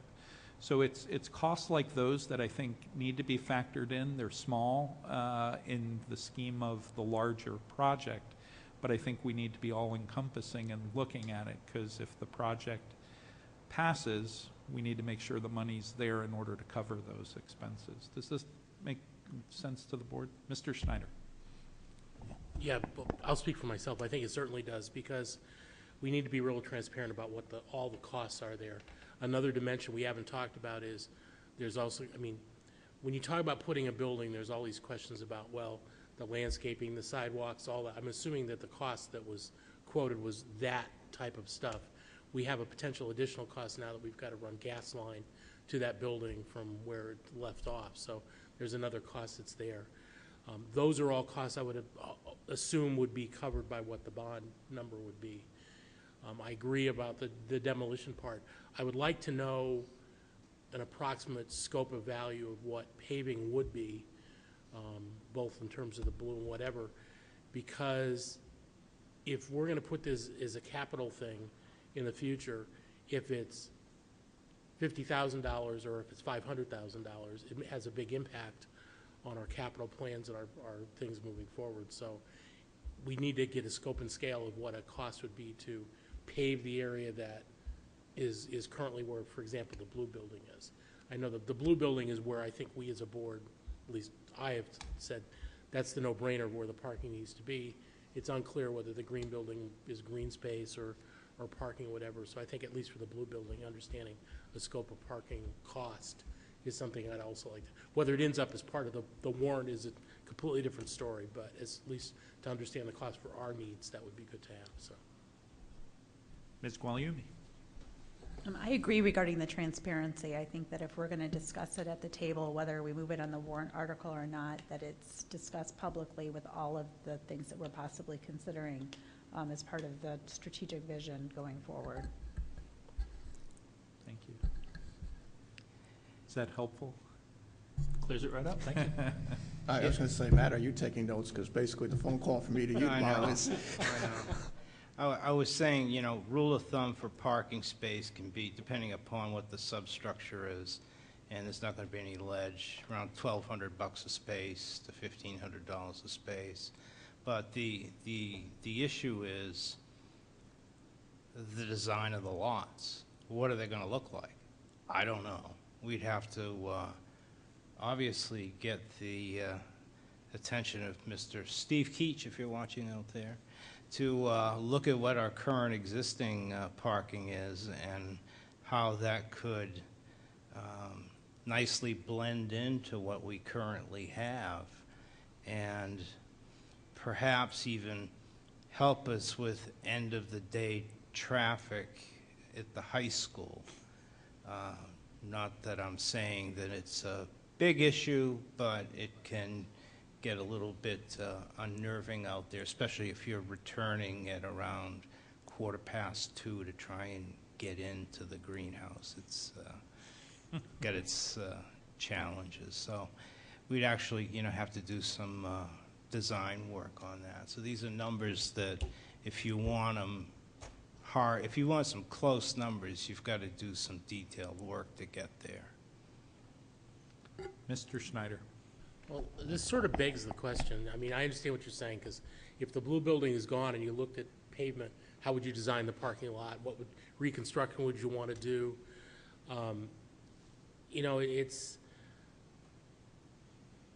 It's hard.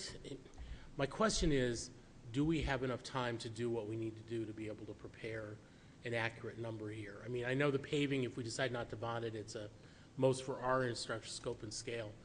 But the question that I've got that I actually don't know the answer to, so I apologize, is where the new building will go. So when you propose this bond of 1.5 million, is all of the work in terms of what paving, how the structuring would go for the flow, all that, has that work been done as part of the We did do a flow plan, cars coming in, coming out, how many spaces would be deleted, the landscaping, a little bit of that. It was a good, I don't know what Matt gave, about a 5 or 6 page list. And I would say, honestly, we came back with a demolition cost because that wasn't, we didn't know what it was last time.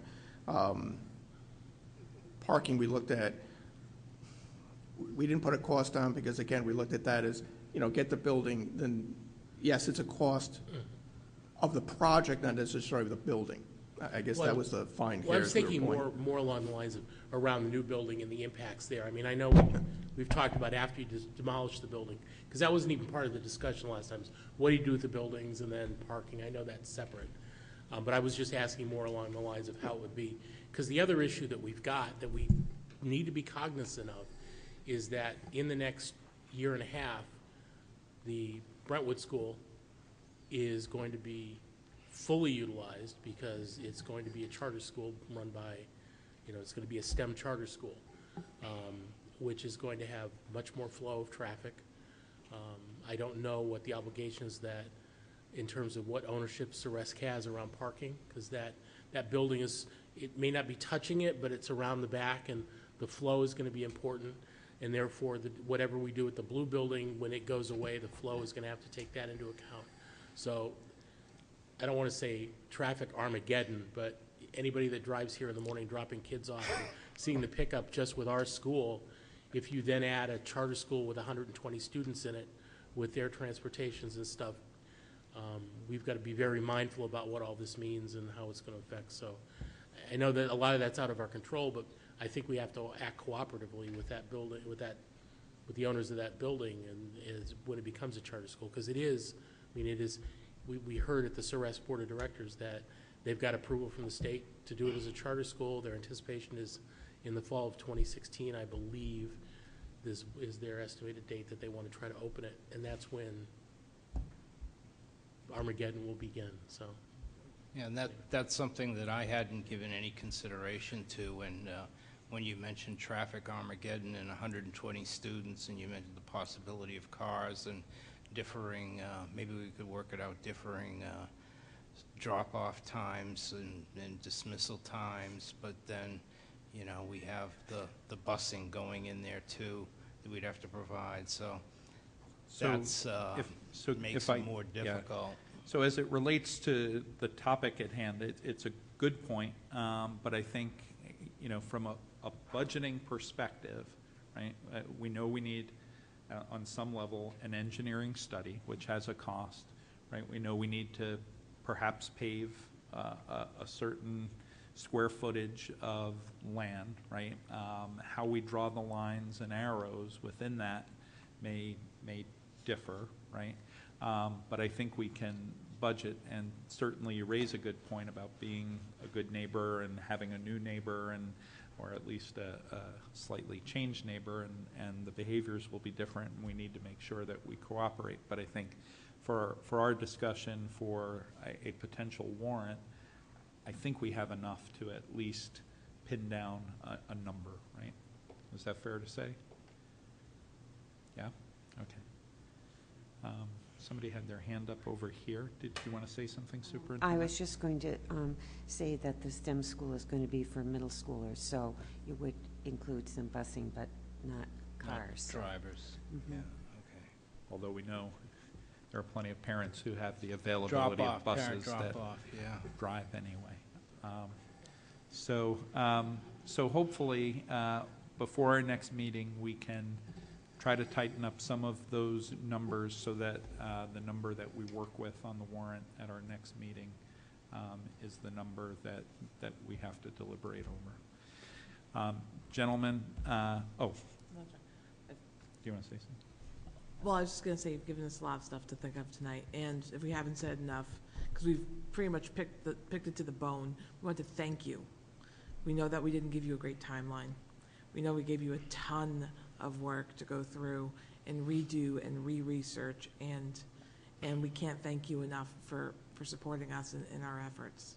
So, you know, although we have a lot of questions that may give you a lot of questions, just know that this was not wasted time by any stretch of the imagination, regardless of what happens. But this is enlightening for all of us, for the people that do watch at home. We act like we have Nielsen ratings here the way we talk about people at home, but needless to say, they do, believe it or not. But and it's going to start the conversation. So you have started the conversation tonight, and we thank you so much. Well, that's appreciated. And the other four members that aren't here, we take this extremely seriously. We're residents too. You talk about tax impact. You know, it's not that we walk away from this problem at all. I mean, we're very conscious of it. So we appreciate that, and we hope we're continuing the discussion.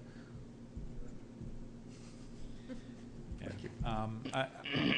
I was going to say what Vice Chair Barnes said, so I won't repeat it. And I would just say that instead of starting the only amendment I would make is instead of starting the conversation, you've restarted the conversation because clearly, yeah, I know what you meant.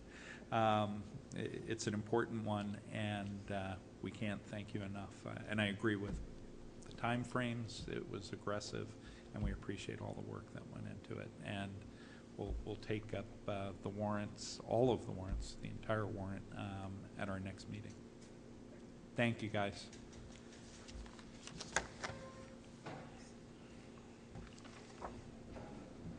So that takes us now to item number 7 on tonight's agenda, update on the Merrimack Middle School traffic survey for the intersection of Madeline Bennett Drive and the Chestnut Hills subdivision.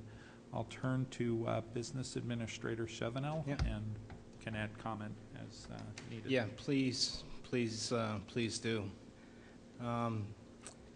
This is one of those conversations that started off in my office many months ago with Public Works and Greg Michael and the engineer that's representing the Chestnut Hill subdivision.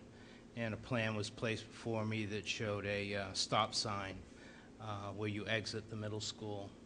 And I had the vice president of STA there, and I had Rich Desmond there, our transportation coordinator. And all of us immediately upon seeing that just recoiled from the fact that each bus would have to come to a complete stop before moving, and this sweeping curve would get the right of way, and that buses would have to look right, look left, and then try and get into the flow of traffic as people come and go. Hopefully people use their directionals if they're going one way or another. And it seemed like not the optimal situation. So we went back to the drawing board, came up, Steve Keach had several conversations with Ken Clinton from Meridian, and came up with a solution that was a roundabout, which seemed to serve all needs. Roundabouts are becoming more popular in New Hampshire, and they have a tendency to slow traffic down. Well, they do slow traffic down. Any incidents that do happen there are minor in nature, and they're not directly head-on or anything like that. It's more side to side, and it gave the school, once the buses started in the afternoon, which they do start all, nose to backside as one, basically when dismissal hits in two waves. They would go through the cul-de-sac, and they would be They would go through the roundabout, and therefore hence have the right-of-way, while everybody just kind of sat there and waited. It was one of the advantages of that design. The town rejected that, so then we came to a meeting with the school board where you had Greg Michael, Ken Clinton, John Manueli from the fire department. I believe Chief Courier was there. Mark Doyle was there from the police department, the chief. A lot of people talking about it, all trying to come to a resolution. We spoke, I think, at length on this topic and covered our concerns, and the town, represented by those employees, was still in favor of having the stop sign on the school property and have buses stop. So that didn't change. We recommended that a traffic study be done. I had just mentioned off the top of my head the name of Steve Pernow. Steve has been in the business for well over 25 years. He used to work for the state DOT. If you need a traffic study done, this is the person you go to in the state of New Hampshire or in New England. Greg Michael knew Steve personally and kind of fast-tracked this along, and we appreciate that effort from him to see if we could get a rendering. Last Friday, we got the results of this traffic study, and this isn't a full study. This is not what they look like. Customarily, there's a lot more detail that goes into it. It's basically a summary statement of what he believes, and you all have copies at your desk and kind of glance through them. So we had a meeting last Friday to discuss this and to see if there was buy-in from the town. Mr. Ortega was with me. There was also Mark Doyle, John Manuel, Kyle Fox, Tim Thompson from the town, Ken Clinton. So I needed some backup, and Mr. Ortega was kind enough to get himself out of his sick situation where he wasn't feeling well, and he, kind of came on and came with me to the meeting, which I am very grateful for, because it was nice to have somebody there. It was nice to have somebody kind of validate what happened at the meeting and what discussion took place. The traffic study comes to a conclusion. You look on page 1. It says, in short, we believe that the predominant travel patterns at the subject intersection will remain to be between the school driveway and Madeline Bennett Lane when school is in operation. This suggests that the through movements to from the school should be given priority over traffic movements from the subdivision. What that means in a nutshell, traffic should flow free with no stop sign at the school, and the stop sign should be at Old Blood Road as it enters Madeline Bennett Lane. You can see that on page 3. In our view, the traffic engineering solution is to construct a simple three-legged T where you'd have Madeline Bennett Lane going all the way up to the school. You'd have Old Blood Road coming in as a feeder road. There would be a stop sign right there, so when you get to the end of Old Blood, you would stop, let all the traffic go by, and then you would get out in traffic and join the rest of them. With Madeline Bennett being the major street and the subdivision road being the minor leg of the intersection. The subdivision road approaching Madeline Bennett Lane should operate under stop sign control, similar to other public street intersections. So he plainly says that the Old Blood Road, which would be the development, serve the development, at the end of that should be a stop sign, and that's what it merits. And we were very pleased with that, and that was really what we were looking for all along. On Friday, we had a meeting with the town personnel, as I described before, and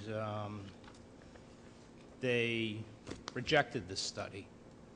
They would like to see the stop sign on school property so buses will stop and everybody else would have the right-of-way in that sweeping curve. So this study done by a traffic engineer was basically dismissed. We talked about alternatives. Hey, Matt. Yes. Just to clarify, I don't know that it was entirely dismissed and rejected. It was acknowledged in that they looked at the volumes that were in the report, which you can see show average daily volumes of about 1,100 to 1,200 vehicles in a given day. However, with the subdivision having an average of about 600 or 700, what they contended was that perhaps the understanding of the traffic patterns year-round were not consistent. In other words, if you took 180 days of school and multiplied those averages, right, you get a certain volume versus 365 for the others.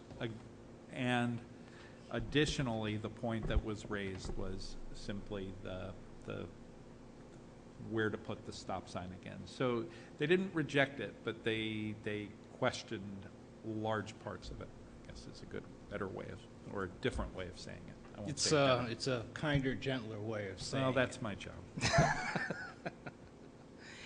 All I know is it's off the table. So we went to further discussions, and I forget who brought it up. It could have been you, Mr. Ortega. It could have been Ken Clinton, the engineer. I know the developer was there. He's just saying, please just tell me to do something. I'll do whatever you want. At this point, if you want a fountain that has water in it, I don't care. And because he wants to start banging nails come springtime, because you lose time, you lose money. Anyway, we came up with an idea that seemed to have some traction, where we would have a signalized intersection. Each leg would have a flashing red light and a flashing yellow light. And those lights would be able to be controlled by the school. So upon dismissal in the afternoon, if you have all the buses leaving at once, whoever responsible for, I'm going to put this on Adam Carragher right now just because we'll give Adam Carragher that job of controlling the lights, okay? He would make them flashing yellow for the school traffic exiting, and then flashing red for Old Blood Road. and As well as As flashing yellow flashing- coming up, right? flashing red for Or the flashing traffic red, coming actually, that would up need to stop. also.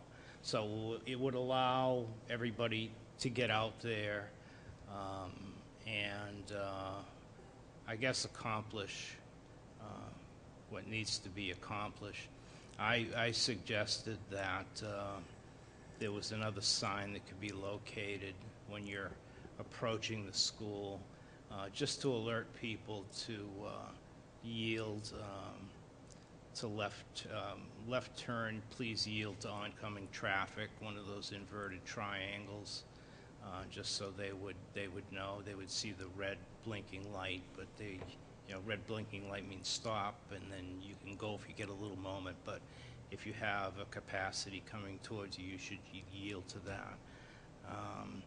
So I think that is what is going to be explored and talked about, and if Mr. Ortega would care to elaborate and fill in the blanks, like I said, I made a very, direct report, just kind of giving the facts as I saw them. So, Thank Mr. you. Ortega, please. I would just add the following, that in terms of the idea, it really was something of a genesis in that, we went into the meeting reading the traffic report thinking, okay, well, this is pretty clear, right? Traffic will stop off Old Blood Road and, we'll be all set. And then with some of the resistance from folks within the town, we came back to sort of square one. Okay, so where are we? And at that point, the police chief suggested a point that had been raised at our table. I think Mr. Schneider had raised the idea of a programmed stoplight at the intersection that could be programmed during school hours to do exactly what Mr. Chevenel says the programmed blinkers or the remote-controlled blinkers would do. But then on other hours, it would, allow the flow up Madeline Bennett through the sweeping curve of Old Blood now, and vice versa. At which point it was the developer's engineer, Ken Clinton, brought out the idea of these remote controls. And admittedly, the town felt that a programmed stoplight at that intersection was overkill for the volume of traffic, much the same way they felt a roundabout was. And what we said was, well, but we still have this concern about the traffic coming out. So he said, well, what about this, right? So during the hours of school, we could control it, and the traffic would flow in the way that we would like it.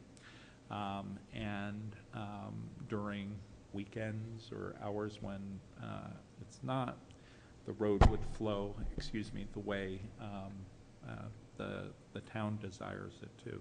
So it really does seem like the sort of a compromise that will accomplish our goal, which is to have the traffic flow in a certain way on school hours.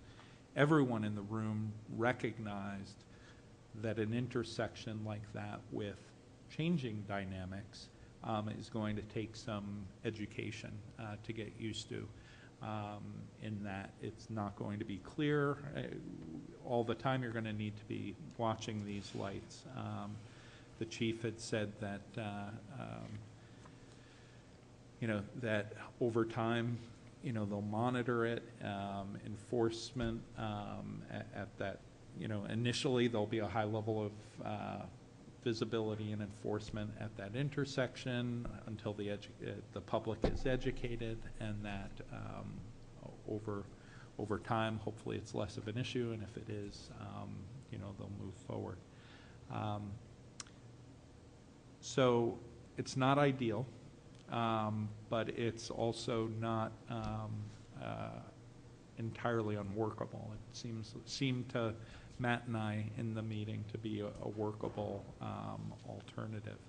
So what the developer is doing is this evening they're with the planning board. They're going to share that we had this meeting and that there's tentative agreement around this setup. With the plan being, they're not going for final approval to planning tonight because they've got a laundry list of other things they said that they needed to do, and that they would circle back with us for a formal vote on the February 4th meeting. So, February 2nd. Did I say 4th? Okay, that's my third trip up for the evening. I'm done. Superintendent, you had something to say. I feel like perhaps I'm missing some parts of this, and I've read the Purnell report.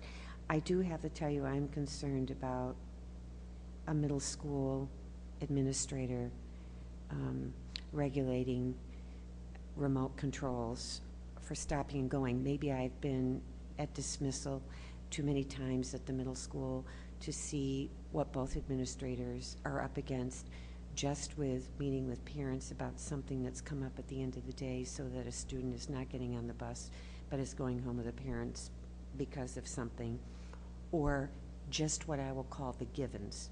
So if that responsibility is ours and anything were to happen, I realize we're always liable, so I know that.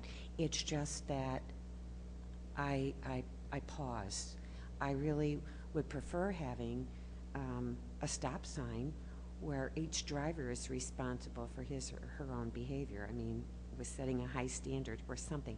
I would not be true to self if I didn't express some concern.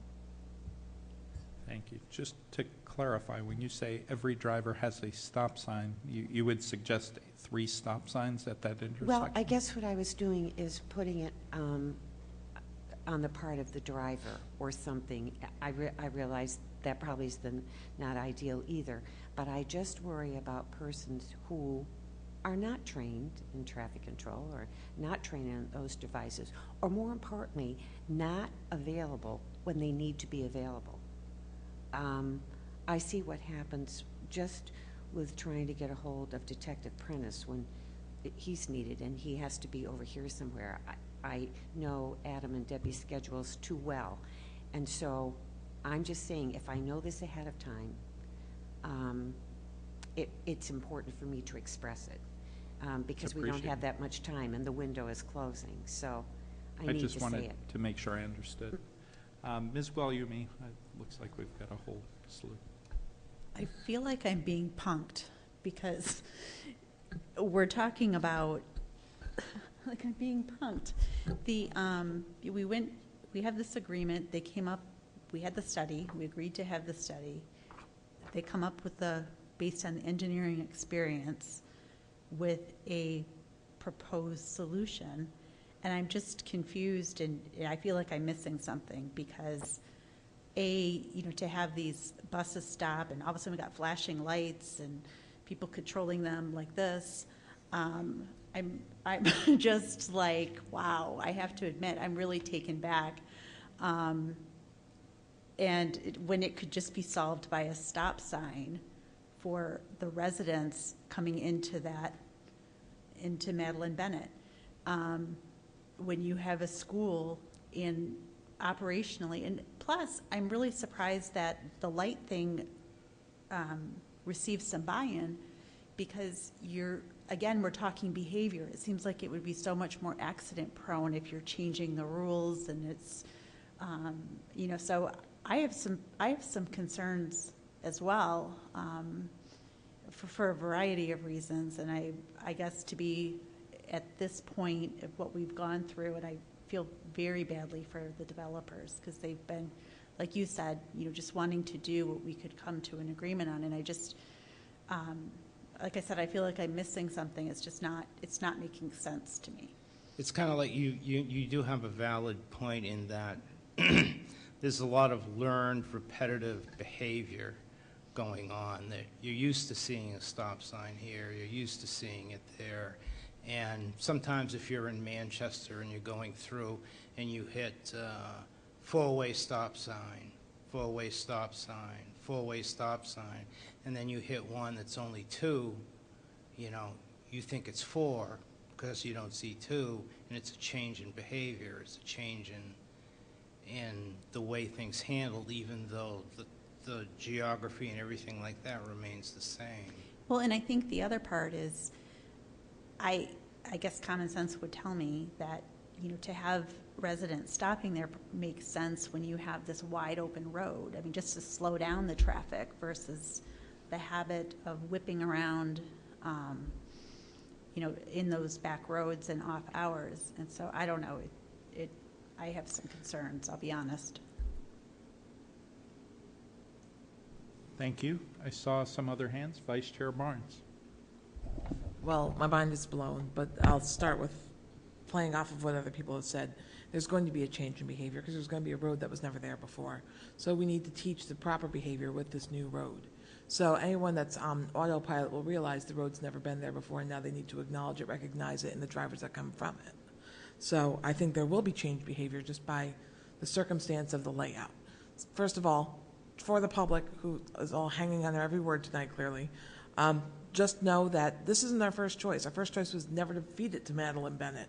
We're trying to find compromise with our last choice, and the best last choice we have. So we wanted a gated entrance at best, and that's not what's being presented as optional. So just know that that was our first intent, and that's not going to be happening, and that's disappointing to all of us here. So I'm sounding a little frustrated because I am. Second of all, when they were here and we talked about having a traffic study, everyone seemed to be nodding their heads that we have faith in this engineer and that we would trust his judgment and we would go with that. And that was my understanding of the consensus, is that we'll go with what the engineer said, because, and that was even people from the town side that were in that meeting that night. And now, because it's not their first choice, they're saying no. Well, we already lost our first choice, our second choice, our third choice, and now our fourth. So I'm like, I'm frustrated. So I can't even say enough that this is getting out of hand so fast. Marge, I'm 110% with you on, you know, the only remote control I want any of our teachers using and our administrators using is for an academic blackboard. That's it. TVs, maybe, but that's, you know, as necessary. Not traffic lights. At best, I would say timers that are set to the ingress and egress of our school day. That does limit us to things like events, plays, sports, and school dances, but it's compromise. It's a start. But honestly, you know, we have signs all over town around our schools that say, don't do this these hours of the day because you can't do it, right? As you come up the road that comes from Buckley's up to McElwain, you can't make a left between 2 and 3 because we're letting students go. So you can't do it, but the rest of the time it's fine.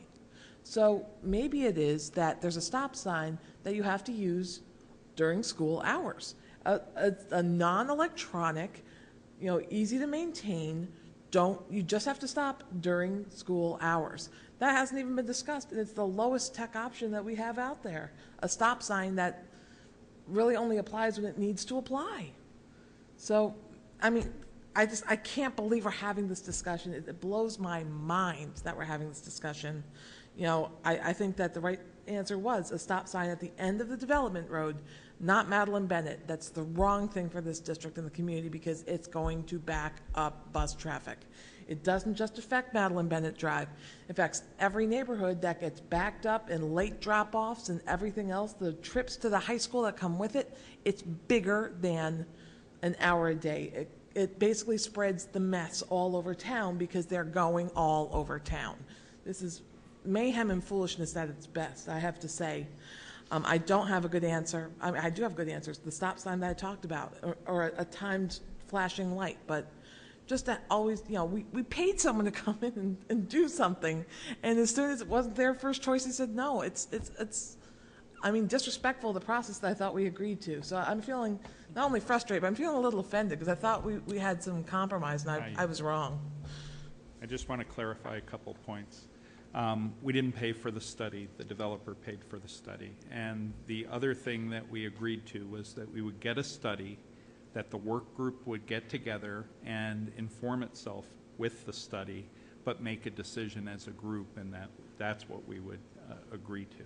And we sent Matt. Matt happened to call me and say, can you join me? So just in terms of the process, I think that's what we agreed to. Sorry. So a couple of points. So I understand the way the process works is observing a few of these meetings where ultimately the town has the DPW sort of has the say as to what gets done. I've seen a couple of examples where, given facts about the situation, they keep going back to general rules of what justifies a light, what justifies a stop sign. I would hope that during the process going in front of the planning board and when we talk, that somewhat cooler heads prevail in the fact that we're not talking about a normal situation here. For 180 days a year, the school's not in session, so traffic could flow with whatever pattern that we wanted to build with proper signage at that corner. But for those other 180 days a year, I talked about traffic Armageddon at the high school. Any parent that's ever dropped off a kid or watched buses, both morning, afternoon, after school activities, it's traffic Armageddon at that corner. I think that, I won't use the word irresponsible, but I think it's short-sighted to belittle the 180-day schools in session, because it's quadruple or quintuple more traffic flow than that development's ever going to generate those other 180 years. So I would strongly encourage the town to look at the exact situation that's there, to see what the flow is and what's in the best interest of the safety of the kids, as well as the parents that are doing the walkers and everything else. But my final comment is that when you have a flashing yellow to a flashing red light, whether it's one bulb or two, and I'll admit freely, my mother passed down the gene to cause me to be red-green colorblind. And for any male in this town that's red-green colorblind, seeing the difference between when you have a single or double bulb saying, is it red or is it yellow? When you come up to it, it's one of the hardest things you do when you're driving. And expecting that sort of a traffic signal that's flashing, that will be changing depending on the time of the day, to be the control of the traffic is Armageddon times 2. That's where I'll leave that one. Thank you. Any other comments or questions? Okay, thank you. Well, they'll be here on the February, what did I say, 2nd? Thank you. Still the 2nd. I know what I said. Thank you. So now I'm going to skip in the agenda because item number 8 requires a little bit of setup with the computer. So I'll move to item number 9, other correspondence, and I'll share some items of correspondence and then open it up to the board. Since our last formal meeting, we received half dozen emails as it related to the proposed reduction of an English and a math teacher in the budget, which were precipitated by an NEA New Hampshire MTA email to local teachers, all of which I responded to on behalf of the board. We received a letter from a resident regarding the family and consumer science presentation that was made to us. I believe it was in December. And I've received a call, and I've had one conversation, and I'm due to have another with a parent with a preschool child who wanted to talk to me about some of his concerns. Is there any other correspondence to come before the board? Okay. Seeing none, we'll move on to comments. Are there any comments from the board? Okay. Oh, yes, Superintendent. I just wanted to highlight that I put at your place tonight a flyer that's put out by Health Trust entitled Eye on Healthcare Reform, and regional programming is being done throughout the state. The one that would be applicable to us is being held in Londonderry on February 12th. That has everything to do with the Affordable Care Act, and I thought that might be important for negotiations in the future. If any of you decide that you want to go to this, the HR director, Linda Hastings, will attend with you. She just said, please let us know. We'll register you, and then she would be happy to go with you on that evening. Thank you. Any other comments? Seeing none, I'll move to item number 10, new business. Is there any new business to come before the board? Seeing none, I will move to committee reports. Ms. Gualiumi. Professional development met on January 15th. The budget committee met on January 13th, which was last week, Tuesday, where they started their review of the budget as part of the process.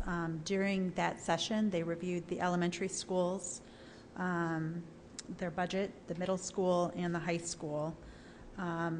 The next meeting is on January 27th. Tuesday, January 27th, 7 p.m., right here at the high school, where the special services will be reviewed, food service, the technology media services, maintenance, and district-wide. Also, as part of my liaison responsibilities on the Budget Committee, I met with the upper elementary school on site last week, Thursday. That's all. Thank you. Mr. Schneider. So on, God, I can't remember the date.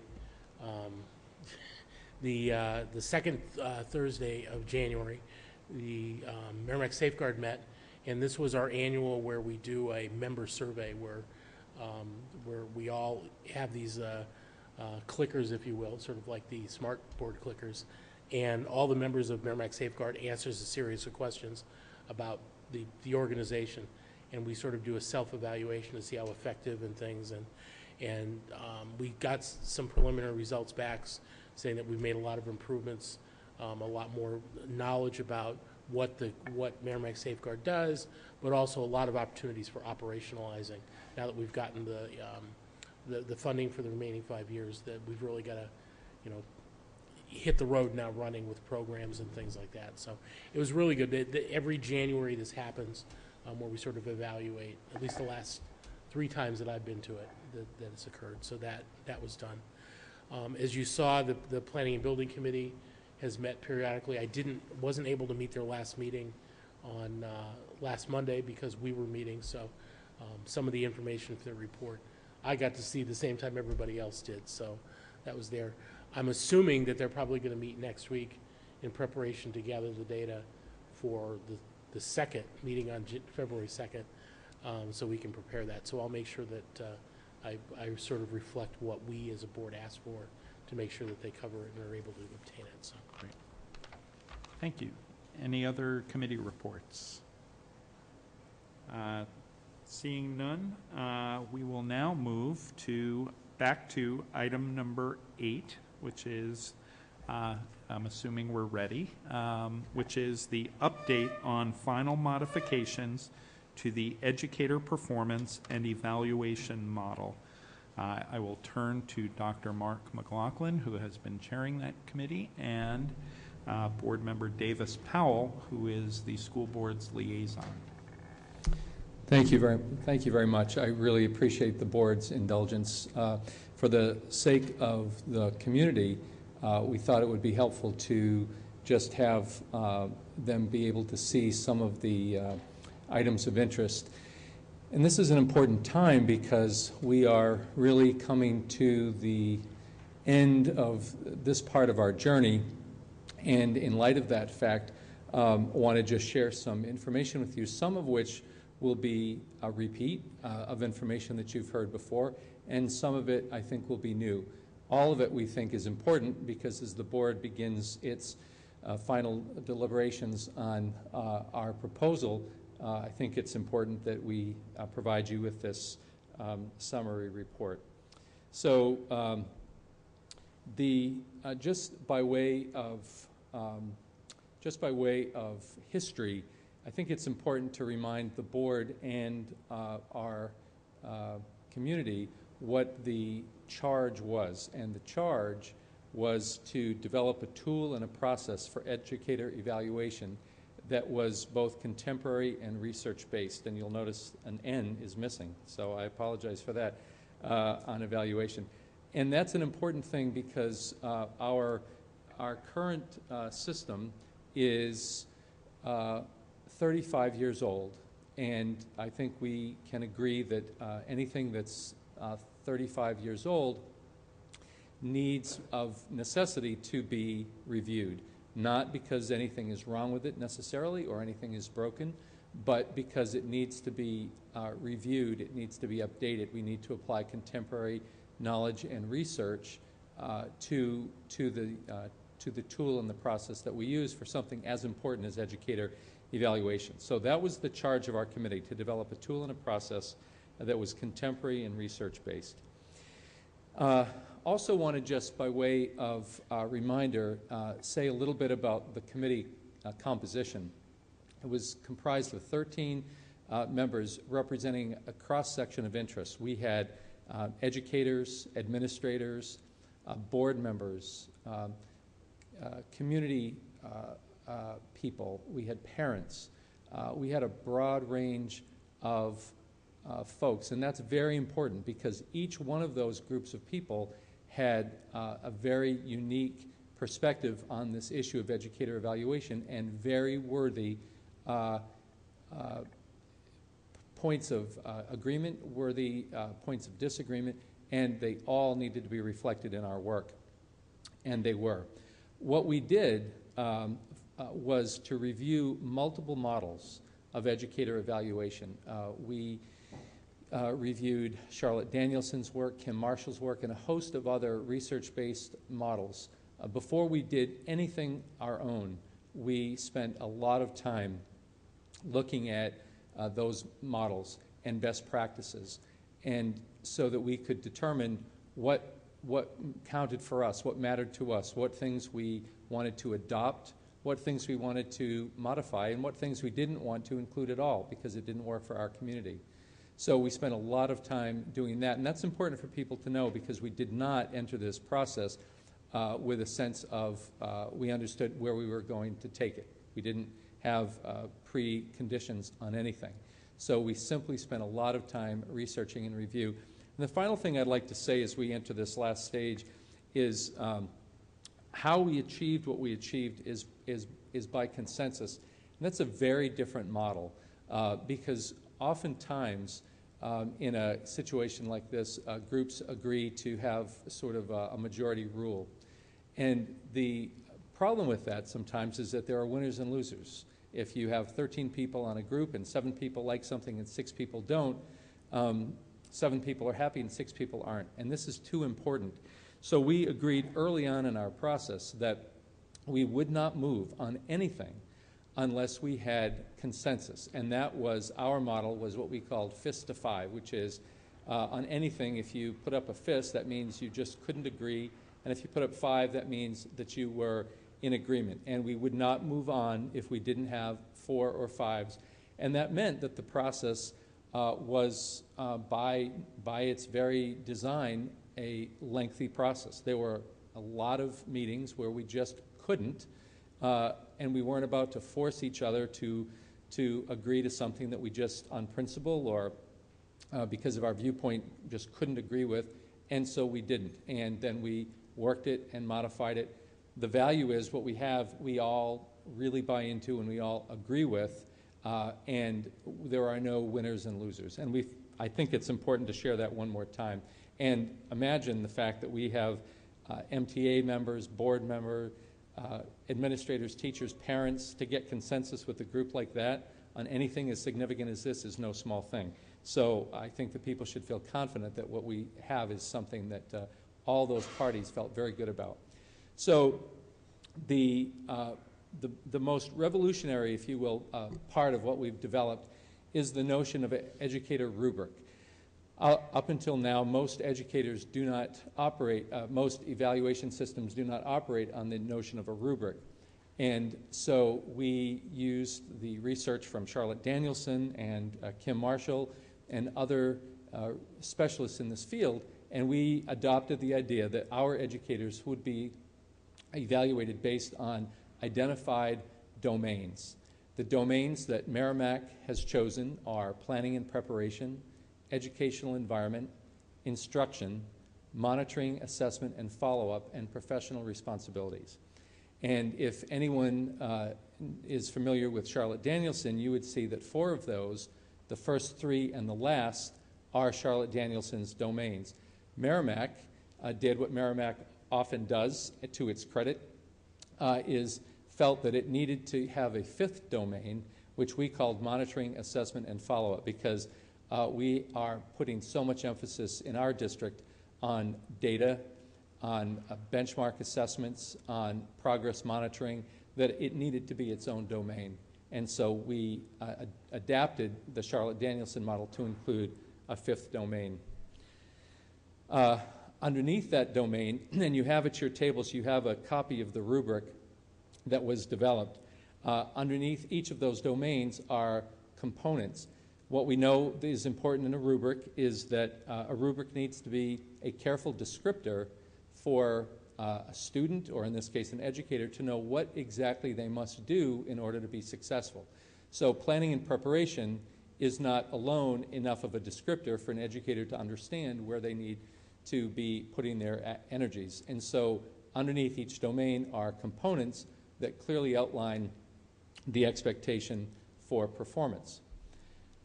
We also identified 4 performance levels, and they are highly effective, basic, and does not meet standard. What we have stressed over and over again is that what any what any quality educator performance system really ought to have as their baseline is effective. We hope and strive for our teachers to be effective.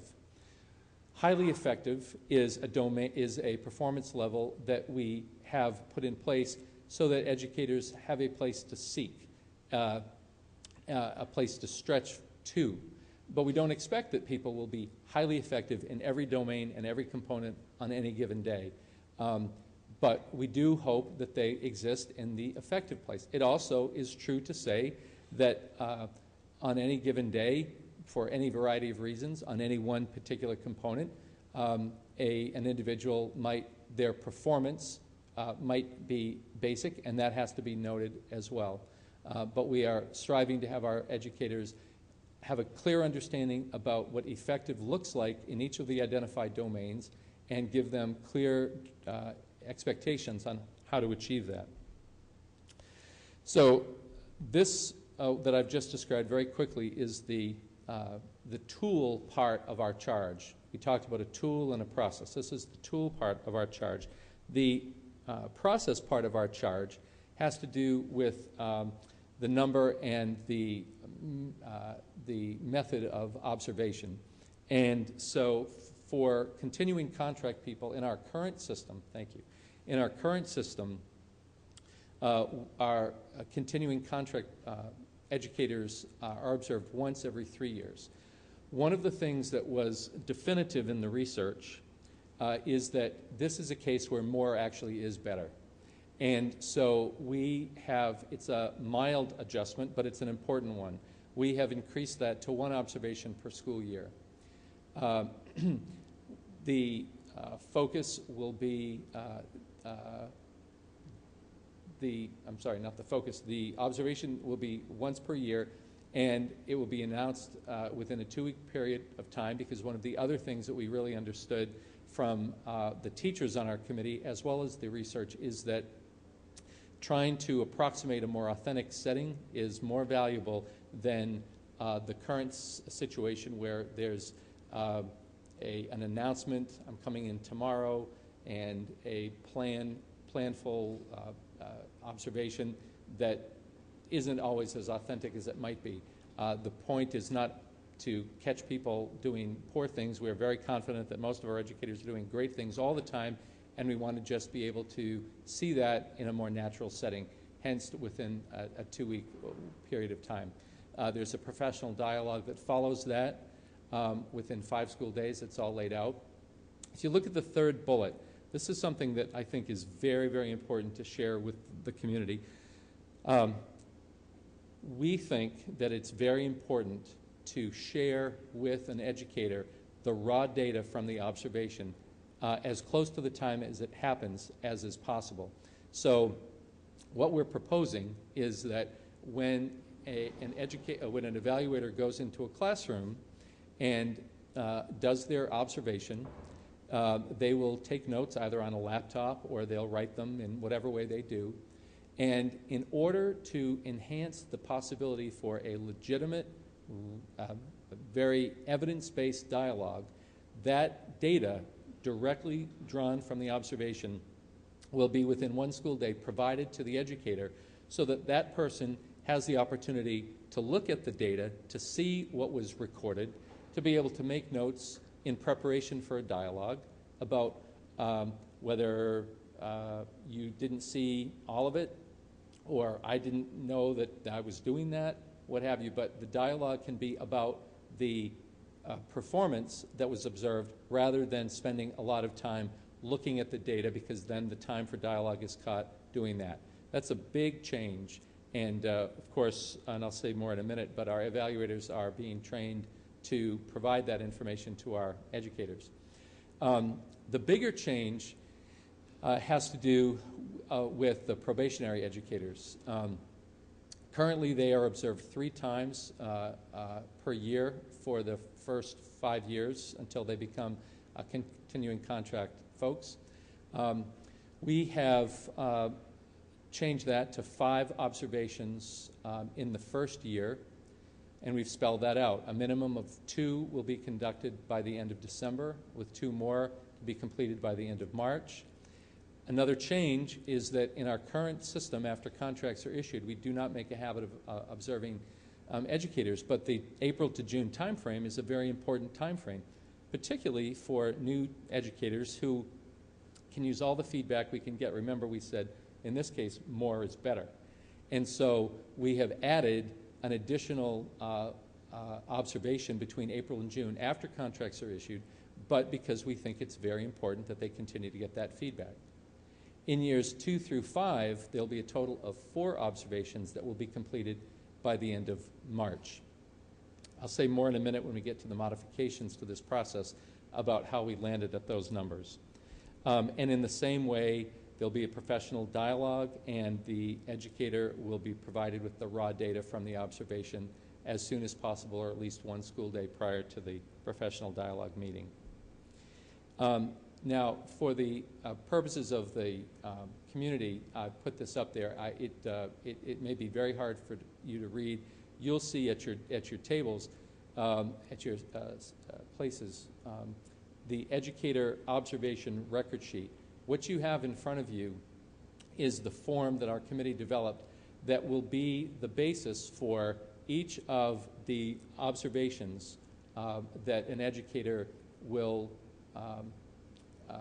experience. So remember I said that an evaluator will go into a classroom, they will make their observation, they will record that hard data, hand it to the teacher will review it, then at an assigned date they will meet.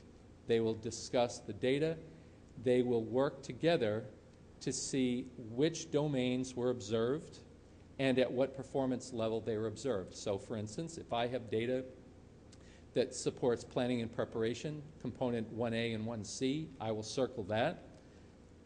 In concert with the person that I'm evaluating, I will make notes about what I saw, and then I will put 1A next to a performance level that I as the evaluator and hopefully you as the educator agree happens. So 1A would go next to effective.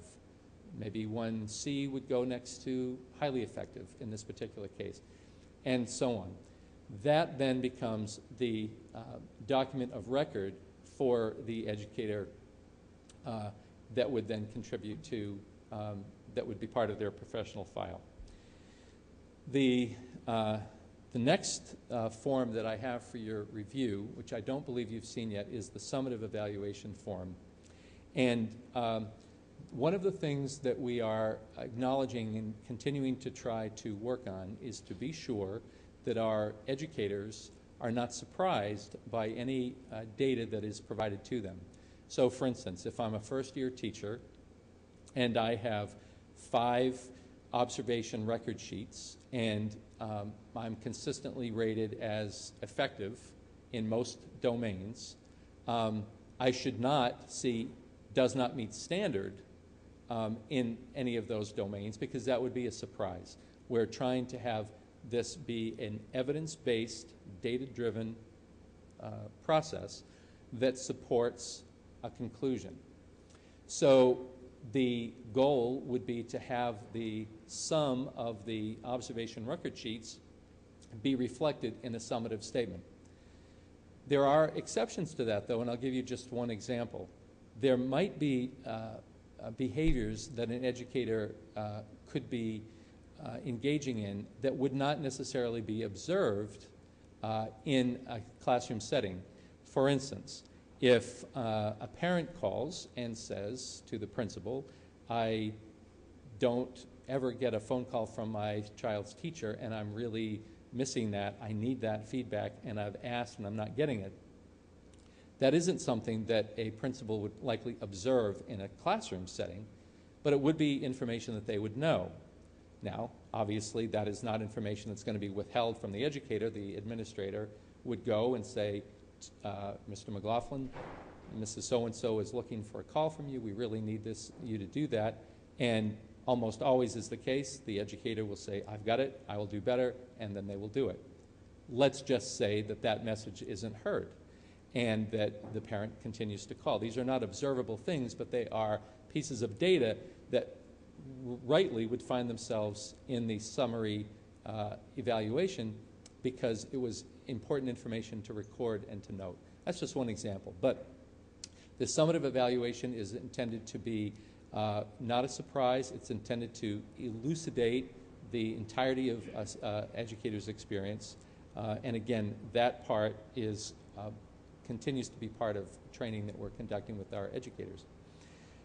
One of the best things that we've done is to contribute to the acronyms of education. So Board Member Barnes, who's always making us mindful of acronyms, we've added another one for you to be concerned about, and that's DFAs. A DFA is a domain focus area.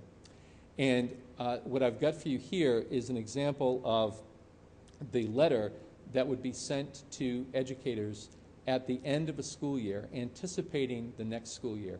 I won't read it to you, but what it basically asks is this.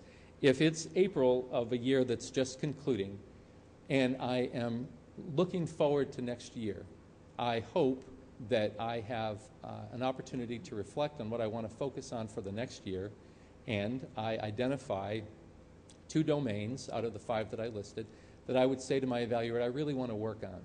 I might really want to focus on planning, because that's something I think I can grow in, and I really next year would like to focus on instruction. And so I have a conversation with my administrator, and together we agree that we will choose those 2 areas. That doesn't mean that I'm exclusively responsible only for those. I'm responsible for everything, but my particular focus, and as an evaluator, my particular focus will be on those domains to encourage growth and to allow the educator to contribute to the conversation about what would help them. As you recall, we had a pilot. The pilot lasted for a month, from early May to early June of 2014. We had approximately 45 educators who participated. All levels were represented. At the conclusion of that experience, we had focus groups both for educators and evaluators. We had online surveys that all participants were able to complete. And off of that, we had produced a 29-page summary report of findings that allowed us to be able to assess those things that worked, those things that needed to be improved, and perhaps those things that didn't work at all. And starting immediately after the conclusion of the pilot, the EPEC committee got together and reviewed the findings and made some significant changes. And I just would like to highlight those because I want everyone to understand that we did not take the feedback and say, well, we've done our best, we're not going to listen. We really did try to listen. Here's what changed. In our original proposal, we did not have a pre-conference. There's a lot of information in the research that suggests that a pre-conference, that is a conversation prior to an observation, was artificial. And many of the educators on our committee felt the same. However, in the post-pilot opportunity that people had to speak, many people felt that the pre-conference still mattered. So this is a case, remember, where we didn't want winners and losers. We thought, well, if there are people who really want to speak, how is that a bad thing? But rather than making it mandatory for those who feel like it's just artifice and I don't need it, we can't make people, or chose not to make people do it. So we added an optional pre-conference with the option for any educator to ask their administrator, I would like to have a chat with you just globally at some point prior to an observation, whatever that might be. Another change was a reduction in the total number of observations for probationary educators. This was one of, I'd say, probably the more enthusiastic conversations we had throughout the course of our time. What was interesting about it is this. Our current system for probationary educators is 3. Kim Marshall suggests 10. So our group thought, well, what's something between 3 and 10? In this case, remembering that more really is better. We want to have authentic opportunities for evaluators to see educators in their natural habitat and to be able to have realistic, good conversations off of that. And so we originally chose 7. There was some strong question as to whether 7 was too many, and we, never having yet had the chance to execute it, can't say for sure whether it was or was not, but felt that a compromise would be to reduce to 5 in the first year and 4 in every subsequent year. So we really go from 15 to 21 observations, so there is a net increase. It's not quite as high as originally proposed, but nevertheless an increase. Other feedback from the pilot focus groups was a need to clarify the language used to differentiate the levels of performance. So for instance, there were words like continuously and routinely. Those words were important in that they differentiated levels of performance, and yet people thought continuously and routinely kind of seemed like the same thing. So could you, the committee, work on making those differentiated, that differentiated terminology more distinct, more sharp? An excellent observation, and we did that. Furthermore, there was a concern that some of the descriptors in the levels of performance were a bit wordy and that they lacked the clarity that was the intent. Now, this is an interesting problem because on the one hand, the rubric is strong in the degree to which it has careful descriptors and a lot of language to help a person understand what it is being looked for. On the other hand, it can't be too wordy. And so I give a tremendous amount of credit to the subcommittee who worked on, including Board Member Powell, I might add, who worked very, very hard on that particular goal of streamlining the performance level descriptors. That was not an easy task. And then finally, we always meant to include all educators in this rubric. And by that I mean classroom teachers, arts educators, music educators, nurses, guidance counselors. And when we implemented the pilot, we got feedback that we would like to have you even do a better job making sure that you cast a wide enough net so that all parties could be included. So if you look back at the domains, there is nobody that we employ in the district who doesn't have some instructional focus. For a nurse, it's different than a classroom teacher, but nurses teach hand washing, and they teach how to take care of your body and how to be safe. That's instruction. A nurse, for instance, creates a comfortable environment in their setting. All of those things apply equally. There are some people in our district for whom certain components would not apply just by the nature of what they do, and that's fine. But we wanted to make sure, and we did, that the rubric contained enough information to serve all people.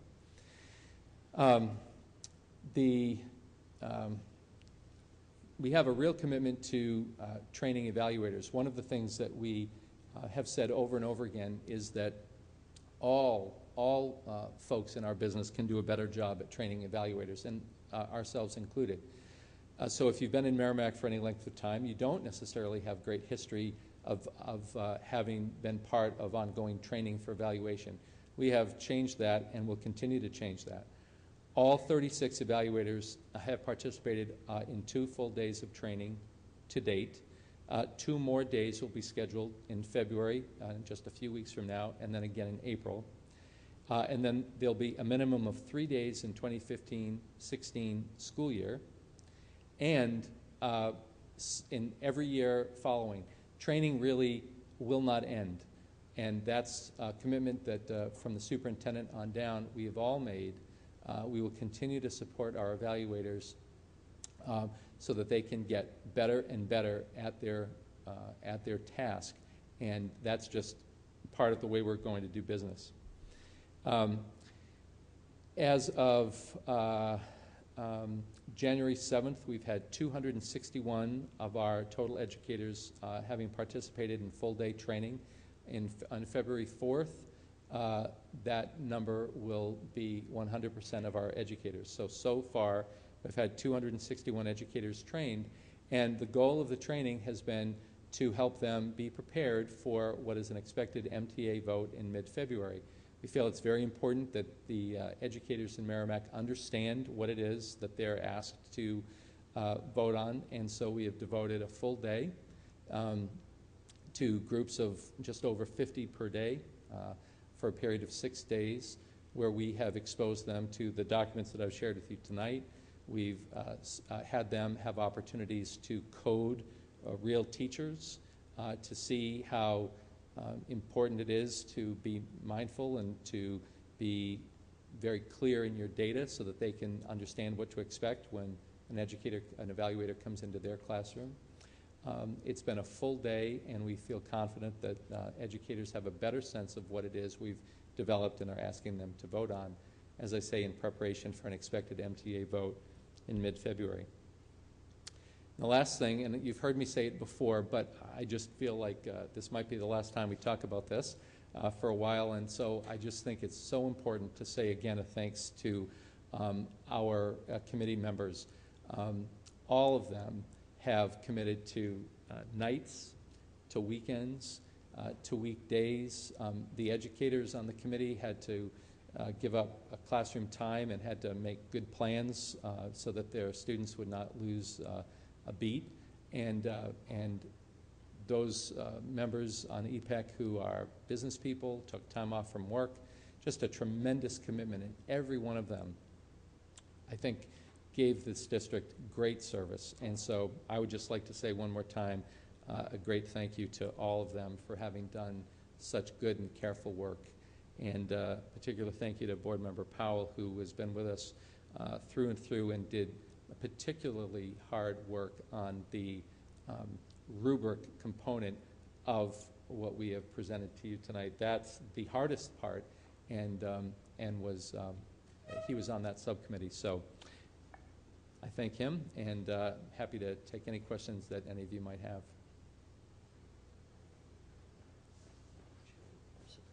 I'm just going to wait a second for the lights to come back before we open it up for questions.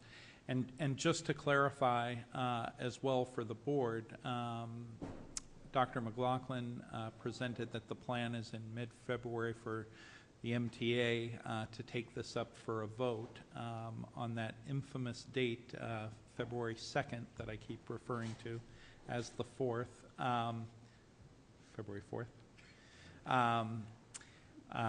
It would be our intent to take this up for the board's vote and approval. And so the detailed presentation that you made, Dr. McLaughlin, and Mr. Powell with your work represented, and that of all the committee, is very important to inform our decision in a couple of weeks. So that being said, questions or comments? Vice Chair Barnes.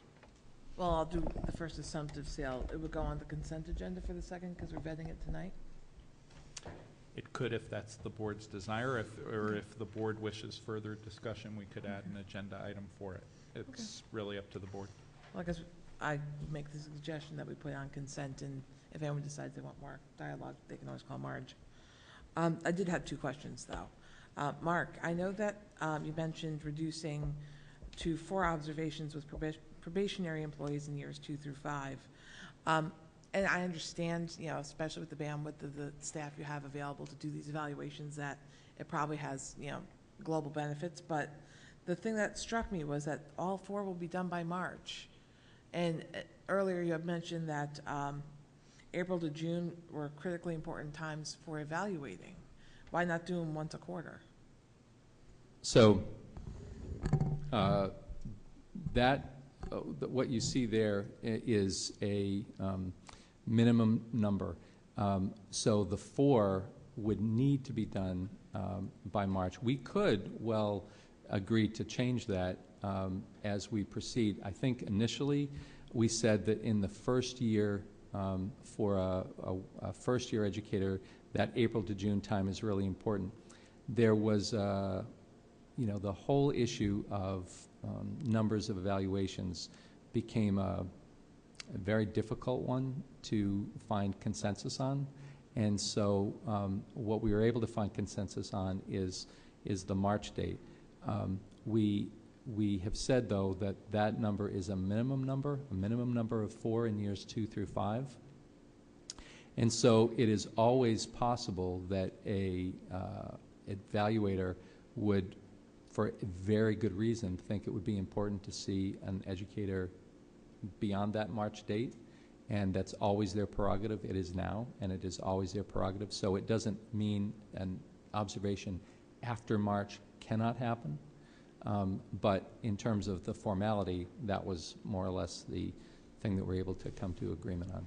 Okay, and the other question I had was, and I know you mentioned an MTA vote, but we're talking about evaluating instruction. And I know Title I tutors, although not part of the MTA, are very involved with lesson planning and instruction delivery. And are they getting this evaluation model as well, or are they doing something different? They have their own evaluation system under the MESA agreement. So will they be able to integrate any, I guess, data points from this? I mean, because they really do have, they're certified teachers. It's always that challenge to say, we're doing this great way to evaluate and improve our staff, but you don't fall under that criteria, so we're not going to give you those same tools to improve. It's just a different agreement. So for right now, we would use the evaluation tool that's a part of the agreement. And each, I mean, it's specific to what they do, but it wouldn't be appropriate to commingle it at this time. Okay. Age-old question. Are there any other questions or comments for Dr. McLaughlin or Mr. Powell? Mr. Schneider. More a comment than a question, because I've obviously followed this all the way through its sort of genesis from where it started to where it is now. And I think for me as both a school board member, a taxpayer, but also somebody who's been in industry that has always said we need a better evaluation program for our educators to help them grow and things like that. I think this certainly hits the mark. I haven't seen any areas that you guys haven't touched or poked or prodded at. the feedback that you got from folks seems valid, so I have no questions or qualms around using this process, so. Great. Mr. Powell. Well, I would be remiss if I didn't share accolades for Dr. McLaughlin. He had a very unique position in trying to be the soothsayer at times. I think he did an absolutely fantastic job, given the makeup of the committee, rather, the fact that it was so diverse. He had 5 balls juggling in the air at the same time and never dropped a one. And I don't think that we would be here today if it wasn't for Mark's tenacity and willing to kind of work the consensus angle, if you will. We had some issues in the very beginning. Mark worked tirelessly to have those corrected, and without that, I know we wouldn't have the product that we have today before you. So, Mark, I thank you on behalf of the rest of the committee for your leadership in all of this. Thank you.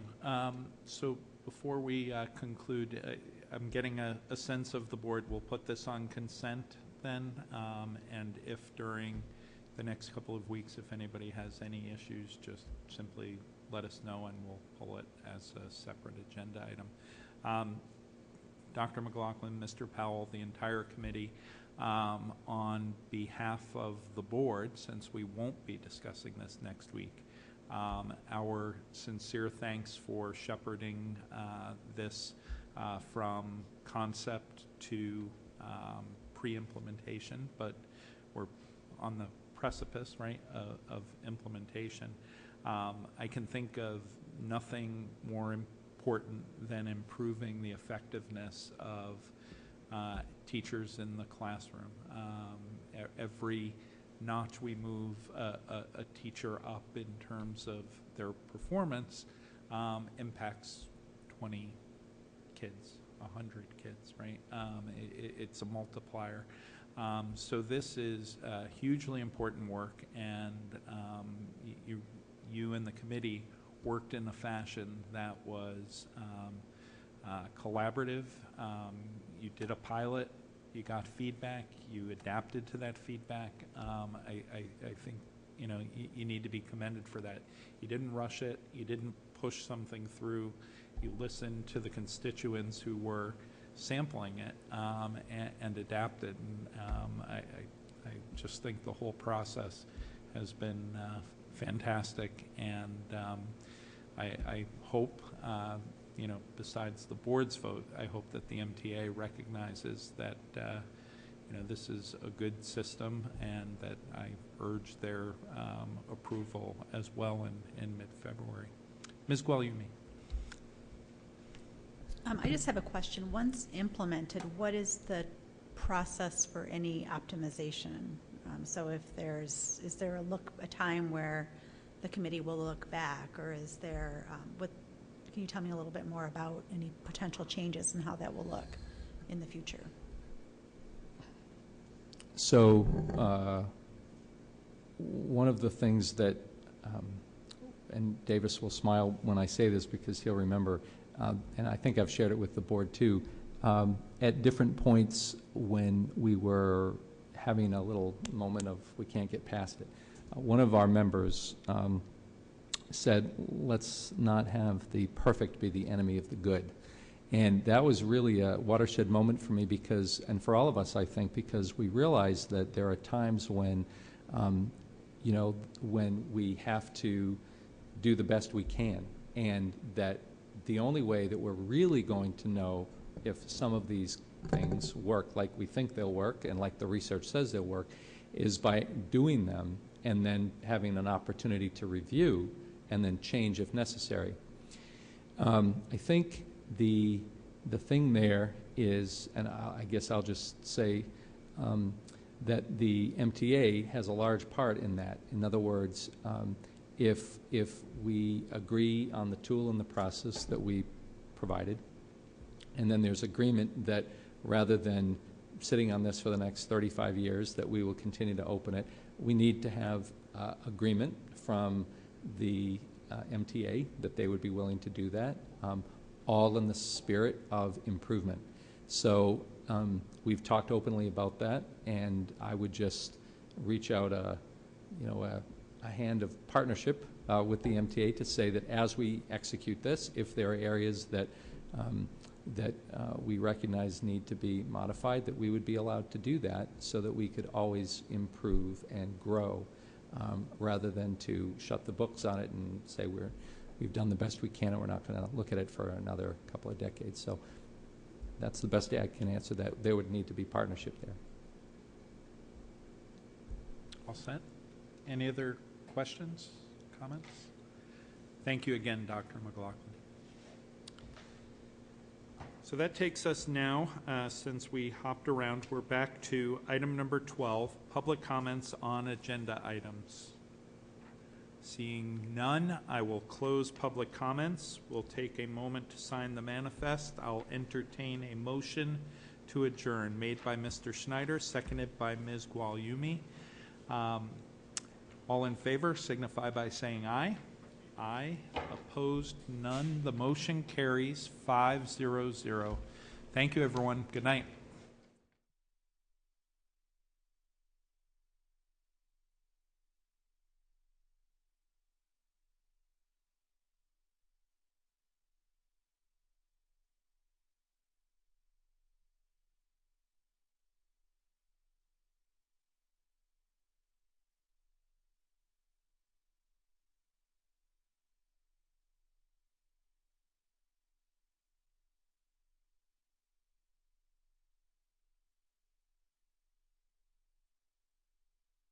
This year, and I think we did go out to bid this year, it's still less than $7,500. Was it because we're not ordering the supply that we've ordered in the past? Same number.